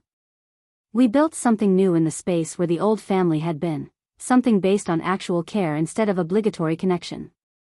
On a rainy October evening, a year almost exactly from when I'd agreed to fund the Hawaii trip, a final bank transfer appeared. $962.50. Payment 12 of 12. Settlement complete. No message accompanied it. No acknowledgement that the debt was cleared. Just money appearing in my account, returning what had been taken, closing a chapter that had redefined my entire relationship with family. I sat with my laptop open, cursor hovering over the payment, and realized I felt nothing. Not triumph, not satisfaction, not closure. Just the flat recognition that justice had been served in the most technical sense. I'd gotten my money back. He'd faced consequences. The system had worked exactly as designed. But the cost had been every relationship I'd had with my paternal side of the family. Worth it, probably. Necessary, definitely. But still a loss. I called Uncle Richard. Final payment just came through. How does it feel? Empty. Like I won a game nobody really wins. That sounds about right. Justice doesn't feel like they show in movies. It's just the absence of injustice. Still better than the alternative. Is it though? He thought for a moment. Ask yourself this. If you could go back, knowing everything you know now, would you still confront them? Would you still file the lawsuit? I didn't have to think long. Yes. Then it was worth it. You paid for self-respect. Expensive tuition, but the lesson stuck. After we hung up, I transferred the final payment into my savings account, watched the balance climb back toward where it had been before Hawaii. Not quite there yet, legal fees and travel costs had carved their pound of flesh. But close enough to see the original number in my future. I pulled up the photo of Grandma Jean's letter on my phone. Read her words again. You are allowed to keep things for yourself. You are allowed to say no. You are allowed to exist without serving everyone else first. Permission granted, lesson learned, boundary established. The money was back, but more importantly, I'd learned what it was supposed to teach me. That love without respect isn't love. That family isn't an excuse for exploitation. That sometimes the people who raised you need to be held accountable, not enabled. I closed my laptop, poured wine, and toasted the empty apartment. To Grandma Jean, who'd seen the future and left me a weapon disguised as inheritance. To Uncle Richard, who'd shown me family could be chosen instead of endured. To boundaries that held even when they hurt. And to myself, for finally learning that keeping yourself intact matters more than keeping the peace. Thanksgiving arrived like an unwanted guest, bringing with it the expectation of family gatherings I no longer attended. My phone stayed mercifully quiet that Thursday, no invitations to Dad's house, no guilt trips about empty chairs at the table. Uncle Richard and I had made our own plans, a quiet dinner at his place with a turkey breast instead of a whole bird and pumpkin pie from a bakery instead of homemade. We were halfway through dinner when his phone rang. He glanced at the screen, frowned, then answered. "Patricia, we're in the middle of eating. Can this wait?" I couldn't hear her response, but I watched his expression shift from annoyed to concerned to something harder to read. He stood, walked to the kitchen for privacy, spoke in low tones I couldn't quite catch. When he returned 5 minutes later, his face had aged. "That was your aunt. Your dad's in the hospital. Heart attack, happened this morning. He's stable now, but it was serious enough they're keeping him for observation." The fork slipped from my fingers, clattering against the plate. "Is he going to be okay?" "Sounds like it. But Patricia wanted you to know. Said Trevor's there now, asked if you'd come." My first instinct was to grab my keys, rush to the hospital, be the dutiful daughter who shows up in emergencies regardless of past grievances. That's what good people did, right? Put aside conflict when someone's life was at stake. But then I thought about the settlement that had concluded 2 months ago. The year of therapy I'd started to process family trauma. The boundaries I'd built brick by careful brick. Walking into that hospital would crack the foundation I'd worked so hard to establish. I don't know if I can do that. Richard sat back down, his turkey growing cold. "Nobody's saying you have to. Patricia asked me to pass along the message. What you do with it is your choice. But he's my father. He had a heart attack. Doesn't that override everything else? Does it? Or are you just defaulting to the old pattern? The one where his needs automatically trump yours?" I pushed my plate away, appetite gone.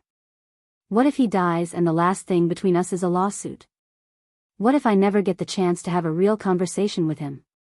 Then you'll grieve that lost opportunity. But Lily, be honest with yourself. Do you really think showing up at that hospital will give you the conversation you want? Or will it give him ammunition to pull you back into the cycle? Medical emergencies are powerful leverage. Hard to maintain boundaries with someone in a hospital bed. He was right, but that didn't make the decision easier. I spent the rest of the evening torn between guilt and self-preservation, two impulses that felt equally valid and completely incompatible. By the time I drove home, I'd checked my phone 17 times for updates I hadn't received and didn't actually want. At midnight, lying in bed staring at the ceiling, I made a choice. I wouldn't go to the hospital, but I would send a message through Patricia. Something that acknowledged the situation without reopening closed doors. I typed it out carefully, revised it 6 times, finally sent it at 1 in the morning. "Patricia, please tell Dad I'm glad he's stable and I hope he recovers fully. I won't be visiting, but that's about protecting my own healing, not about wishing him harm. I hope he understands." Her response came an hour later. "He's asking for you. Says he needs to talk to you about something important. Please reconsider." I turned off my phone without responding. Went to sleep with that particular flavor of guilt that comes from refusing something that might be reasonable but feels dangerous. Woke up to 14 missed calls and twice as many texts, all from numbers I'd blocked months ago, all saying variations of, "Your father needs you," and, "How can you be so cold?" The family mobilization had begun. When boundaries threaten the status quo, the whole system activates to restore equilibrium. I was the nails sticking up, and they were the hammers insisting I lie flat for everyone's comfort. By Monday, Dad was released from the hospital with prescriptions for blood pressure medication and orders to reduce stress. By Tuesday, I'd received a handwritten letter from him, forwarded through Uncle Richard since he no longer had my current address. The envelope sat on my kitchen counter for 3 days before I opened it. Inside, 2 pages in Dad's unsteady handwriting, words that slanted downward like they were sliding off the page. "Lily, I know you won't come see me. I understand why, even if it hurts." The heart attack gave me time to think about a lot of things. Lying in that hospital bed, hooked up to machines, I realized how much time I've wasted being angry at you for holding me accountable. You were right about Hawaii. You were right about the manipulation. Trevor and I did plan it, did laugh about it, did assume you'd go along because you always had before. That was wrong. Not miscommunication, not misunderstanding. Wrong. I've spent a year telling myself I was the victim in this situation, that you overreacted, that a good daughter would have just let it go. But the truth is, a good father wouldn't have put you in that position. A good father would have been honest about costs, would have respected your relationship with Richard, would have acknowledged your generosity instead of exploiting it. I'm sorry. Actually sorry, not sorry I got caught. Sorry I did it at all. Sorry it took a heart attack to make me see clearly. I don't expect forgiveness. I don't even know if I deserve the chance to ask for it. But I wanted you to know that I finally understand. You didn't destroy our family. I did. You just refused to pretend otherwise. That took courage I've never had. Your mother would be proud of you for that, even if it came at the cost of our relationship. I hope someday, maybe years from now, we can try again. Not to go back to how things were, but to build something new based on honesty instead of obligation. Until then, I'll keep making the payments I owe and working on becoming someone worthy of a second chance. Love, Dad. I read it 5 times, looking for the manipulation, the guilt trip, the subtle pressure to respond. But it read genuine, the kind of letter someone writes when they're facing mortality and stripping away pretense. Maybe the heart attack had actually changed something. Or maybe this was just a more sophisticated manipulation, remorse performed to earn access. I showed it to my therapist at our next session. She read it carefully, then looked at me over her glasses. How does this letter make you feel? Confused. Relieved that he finally acknowledged what he did. Suspicious that it might be a tactic. Sad that it took a heart attack for him to say these things. Angry that I'm even considering whether to respond. All of those are valid. What would responding accomplish? I don't know. Maybe nothing. Maybe it would just restart the cycle. Or maybe it would allow for a different kind of relationship. One where he's accountable and you're protected. But that requires him to consistently demonstrate change, not just write a good letter when he's scared. Words are easy. Sustained behavior is hard. I went home and drafted a response. Kept it short, boundaried, honest. Dad, I got your letter. I appreciate the apology. But apologies need to be backed up by changed behavior over time, not just words after a crisis. I'm not ready to resume contact yet. Maybe someday, if you continue doing the work to address the patterns that led here. But that's a maybe, not a promise. I'm glad you're recovering. I hope you take care of yourself. Lily. I sent it through Uncle Richard rather than directly. Maintained the buffer, kept the boundary intact. 2 weeks later, Richard reported that Dad had received it, had nodded when Richard read it aloud, had said only, "That's fair," before changing the subject. December brought Trevor and Kristin's first Christmas as a married couple. Social media showed their tree, their matching pajamas, their gingerbread house attempts. They looked happy in that uncomplicated way people do when they've edited out anything that doesn't fit the aesthetic. No visible guilt about the fraud that had funded part of their courtship. No acknowledgement that their wedding had happened without me. Just happiness, performed for an audience of people who liked the photo without knowing the story behind it. I spent Christmas with Uncle Richard and a rotating cast of his friends from the woodworking community. People who asked questions about my design work instead of my family situation. Who raised glasses to absent friends without requiring explanations. Who understood that chosen family sometimes works better than blood family because it's built on mutual respect instead of genetic accident. January marked a full year since the settlement had been finalized. I'd rebuilt my savings, paid off the credit cards I'd maxed during legal proceedings, started contributing to retirement again. The financial damage had been repaired. The emotional damage was harder to measure but felt less acute than it had months ago. I was organizing my apartment, part of a New Year's resolution to purge things I no longer needed, when I found the folder from Hawaii. Every receipt, every document, every piece of evidence I'd gathered. It had lived on my bookshelf like a talisman, proof that I hadn't imagined the betrayal. But looking at it now, I wondered if keeping it served any purpose other than feeding old anger. I called Uncle Richard. I'm thinking about shredding the Hawaii folder. All the receipts and evidence. Do you think that's premature? Why would you shred it? Because holding on to it feels like holding on to the pain. Like I can't move forward while I'm keeping a shrine to their mistakes. Or maybe you're keeping documentation in case the pattern repeats. Nothing wrong with protecting yourself with information. But the settlement's done. The debt is paid. What would I need documentation for? He was quiet for a moment. You're right. If you feel ready to let it go, let it go. Just maybe take photos of the key documents before you shred. Digital backup in case you need to remember the truth if someone tries to rewrite history later. I spent that evening photographing the emails, the receipts, the settlement agreement. Created a folder on my laptop labeled Hawaii 2024, reference only, and saved everything there. Then I fed the physical documents through my shredder one by one, watching paper transform into confetti, evidence becoming abstract. It felt symbolic in a way I hadn't expected. Not forgiveness, exactly. More like releasing the need to prove my side to people who'd already decided what they believed. The truth didn't need my curation. It just was, whether I held on to paper records or not. February brought an unexpected email. From Kristin, subject line, reaching out. Hi Lily, I know we haven't spoken since the wedding, and I know things are complicated between you and Trevor's family. But I wanted to reach out separately from all of that because I've been thinking about something Trevor told me. About how you helped pay for our Hawaii trip, and how there was a misunderstanding about who was going and what was covered. I didn't know all the details at the time. I thought it was just a normal family vacation that everyone had chipped in for.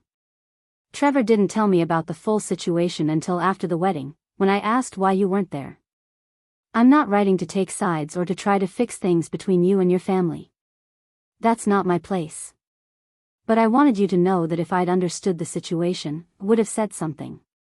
Would have insisted on different arrangements. Would have made sure Richard got to go.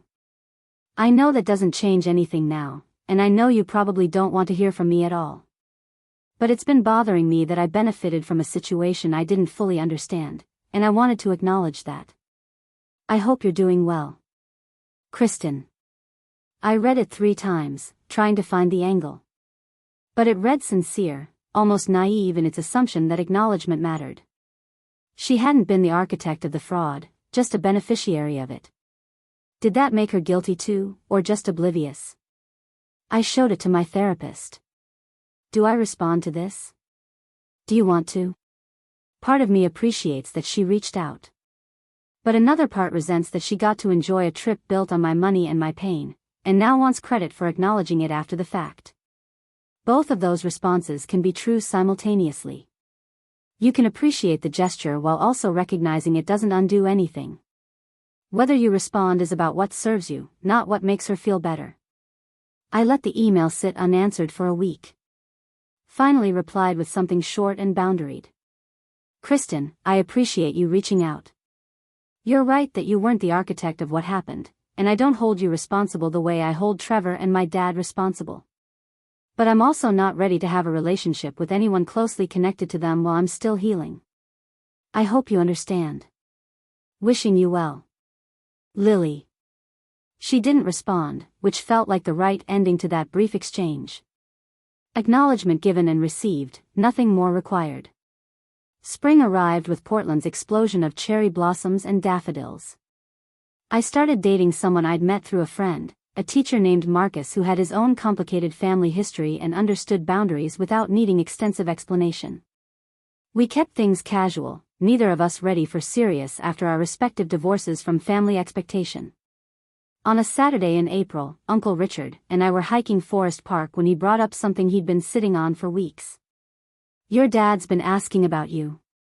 Not through me directly, he knows better. But through mutual friends. Wanting to know how you are, if you're happy, if you ever mention him. What do you tell them? That you're doing well, which is true. That you're focused on your own life, also true. That whether you ever reconcile isn't something I'm willing to speculate about. We walked in silence for a while, Douglas firs towering above us, the trail soft with recent rain. Do you think I should reach out to him? It's been over a year. Maybe enough time has passed. Richard stopped walking, turned to face me. Wrong question. The right question is, do you want to reach out? Not should you, not is enough time passed. Do you actually want contact with him, or are you just feeling guilty about maintaining the boundary? I thought about Dad's letter after the heart attack. About the apology that had sounded genuine. About the year since then with no further contact, no attempts to manipulate through others, no violations of the boundaries I'd set. Maybe that silence was its own message. Maybe he was actually doing the work. I think I might want to try. Not to go back to how things were. But to see if something different is possible. Then try. Carefully. With clear boundaries about what you will and won't accept.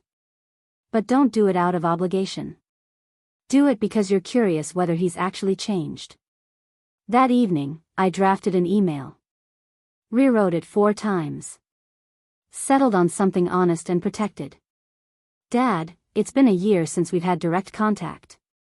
I've used that time to heal and establish boundaries I should have set long ago. Your letter after your heart attack meant something to me. The apology felt real, and the year of silence since then has felt like respect for my space rather than punishment. I'm not ready to resume regular contact. But I'm open to trying occasional, boundaried communication if you're interested. Maybe coffee somewhere public, once every few months, with the understanding that this is rebuilding from scratch, not picking up where we left off. Let me know if that's something you'd want. No pressure either way. Lily. I sent it before I could overthink it further. Spent the next 3 days checking my email obsessively, then forgetting about it for a week. On the 8th day, a response appeared. Lily, thank you for reaching out. I'd very much like to try coffee. You pick the place and time, I'll be there. I understand this is rebuilding, not resuming. I understand I have to earn trust instead of expecting it. I'm grateful for the chance to try. Dad. We met 2 weeks later at a coffee shop in Northwest Portland, neutral territory that belonged to neither of us. I arrived 15 minutes early, claimed a table with a view of the door, ordered a latte I barely touched. When Dad walked in, I almost didn't recognize him. He'd lost weight, looked older, moved with a careful deliberateness that suggested he was still recovering from the heart attack. He spotted me, raised a hand in hesitant greeting, ordered his coffee, then joined me at the table. We sat in awkward silence for a moment before he spoke. You look good. Healthy. Thanks. You look different too. Heart attack and a year of self-reflection will do that. He stirred sugar into his coffee with careful concentration. I didn't know if you'd actually reach out. Hoped you would, but didn't expect it. I almost didn't. Still not sure this is the right choice. That's fair. I wouldn't trust me either. He met my eyes, and I saw something I hadn't seen before. Accountability, maybe. Or just exhaustion from pretending. I've been in therapy. Started after the hospital. Dealing with a lot of things I should have dealt with decades ago. Control issues, fear of scarcity, tendency to manipulate instead of ask directly. It's not pleasant work. How's Trevor doing with all this? Dad's expression tightened. Not well. He thinks I'm being disloyal by working on myself, like it's a betrayal of him to admit we both behaved badly. We're not in a great place right now. I'm sorry to hear that. Are you? The question caught me off guard. Yeah, actually. I don't enjoy the idea of your whole family falling apart. I just needed mine to stop falling apart from absorbing all of yours. He nodded slowly. That's a good way to put it. You were the shock absorber for everyone else's dysfunction. That's not fair. Shouldn't have been your job. We talked for an hour, carefully circling the big topics, testing whether conversation was even possible after everything. He asked about my work, told me about his. Mentioned that he'd sold the house in Beaverton, downsized to an apartment closer to downtown. Said it felt good to release the space where Mom had died, where so many painful patterns had calcified. When we stood to leave, he didn't try to hug me. Just offered his hand for a shake, formal and boundaried. Thank you for trying this. I know it's hard. It is. But maybe hard things are worth doing sometimes. Maybe so. We parted ways in the parking lot, agreeing to try coffee again in a month. No promises beyond that. No assumptions about what this would become. Just two people attempting to build something new from the ruins of what had been. Over the following months, we met periodically. Always in public, always time limited, always with the understanding that I could walk away anytime it stopped feeling healthy. Dad continued therapy, continued working on patterns that had defined his relationships. Trevor remained distant, apparently viewing Dad's growth as betrayal rather than evolution. By summer, something surprising had emerged. Not the father-daughter relationship I'd had growing up, and not the relationship I'd once wished we could have. Something different. More honest, more boundaried, built on mutual respect rather than genetic obligation. We could talk about what had happened in Hawaii without him becoming defensive. Could acknowledge his patterns without him deflecting to my supposed oversensitivity. It wasn't perfect. Some days were harder than others. Sometimes he'd slip into old habits and I'd have to reinforce boundaries. But the difference was, he'd notice when I pulled back, apologize, adjust. The patterns weren't gone, but he was finally aware of them and working to change them. Uncle Richard observed the evolution with cautious optimism. I'm glad it's working. Just don't let progress erase the need for boundaries. People can improve and still be capable of falling back into old behaviors under stress. I know. I'm watching for that. Good. Because you've worked too hard to rebuild yourself to let anyone tear that down, even people who are genuinely trying to change. In August, I received an unexpected message from Trevor. Hey. Can we talk? I debated for a day, then agreed to meet him at the same coffee shop where I'd first met with Dad. He arrived looking uncomfortable, fidgeting with his wedding ring, ordering 3 sugars in his coffee like he was a kid again instead of a married man approaching 35. Thanks for meeting me. I wasn't sure you would. I almost didn't. Why now? He stared into his coffee like it held answers. Dad told me you've been having coffee with him.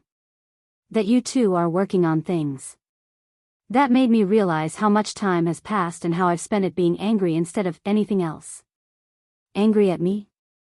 At everyone. At you for suing us, at Dad for admitting we were wrong, at Kristin for suggesting I reach out. Just angry because it's easier than admitting I screwed up. This was more self-awareness than I'd heard from Trevor in years. Did Dad tell you to contact me? No.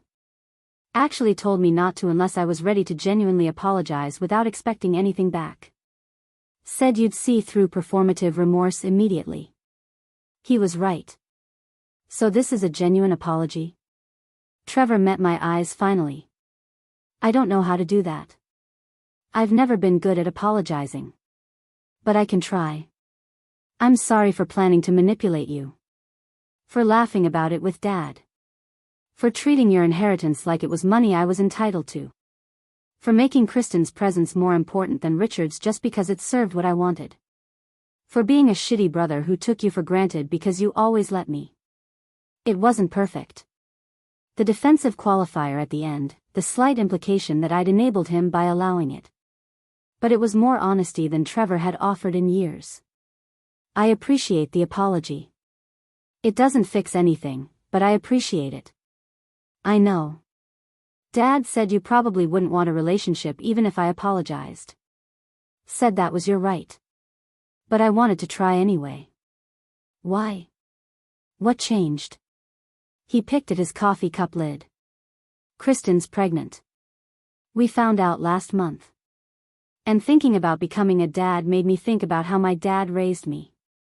About the patterns I learned. How to take without asking. How to manipulate instead of communicate. How to treat family like assets to be managed. I don't want to pass that on to my kid. Something in my chest loosened slightly. Congratulations on the baby. That's big news. Thanks. It's terrifying. But also maybe the push I needed to stop being who I've been and start being someone better. We talked for another hour, carefully navigating shared history without pretending it hadn't happened. Trevor told me about his therapy, prompted by Kristin's insistence before they started trying for kids. Told me about recognizing patterns in his marriage that mirrored patterns from childhood. Told me about the work of unlearning behaviors that had been modeled as normal. When we parted ways, we didn't make immediate plans to meet again. Just agreed to leave the door open, let things develop naturally if they were going to develop at all. No forced reconciliation, no timeline for healing. Just possibility, carefully tended. That fall, Uncle Richard and I started planning a trip. Not Hawaii, that destination carried too much weight. Instead, Iceland, land of volcanoes and waterfalls and long winter nights. A place with no family history, no baggage, no ghosts. We booked flights for March, the 2-year anniversary of the original Hawaii trip. Not to replace that memory, but to create a new one. This time, I'd pay for myself. Richard would pay for himself. We'd split shared costs evenly. No hidden agendas, no manipulated finances. Just two people who'd chosen each other as family traveling together because they wanted to, not because obligation demanded it. The night before we left, Dad texted. "Have a great trip. You deserve this. Proud of how far you've come. Love you." I stared at that message for a long time. 2 years ago, those words would have come with strings attached, with expectations embedded in the sentiment. Now they read clean, with nothing underneath requiring payment. I texted back. "Thanks. See you when I get back." Iceland was everything Hawaii hadn't been.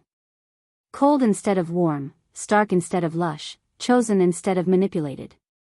Uncle Richard and I hiked glaciers, soaked in geothermal pools, watched the northern lights dance across Arctic sky.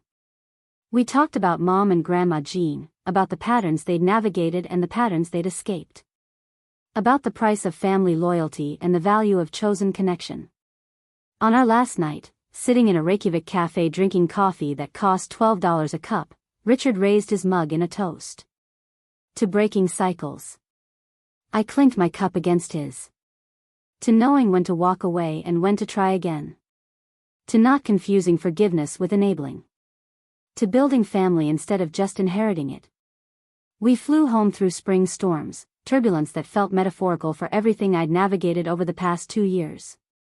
Landed in Portland to gray skies and cherry blossoms, that particularly Pacific Northwest combination of beauty and melancholy.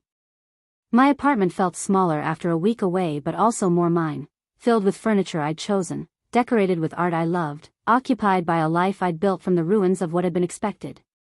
Marcus was waiting with takeout and questions about the trip. We ate pad thai on my couch while I showed him photos of ice caves and lava fields, landscapes so different from anything here they seemed invented. "You look different," he observed. "Lighter. I feel different. Like I finally stopped waiting for permission to exist in ways that work for me. That's a hell of a realization to have while freezing your ass off in Iceland." I laughed.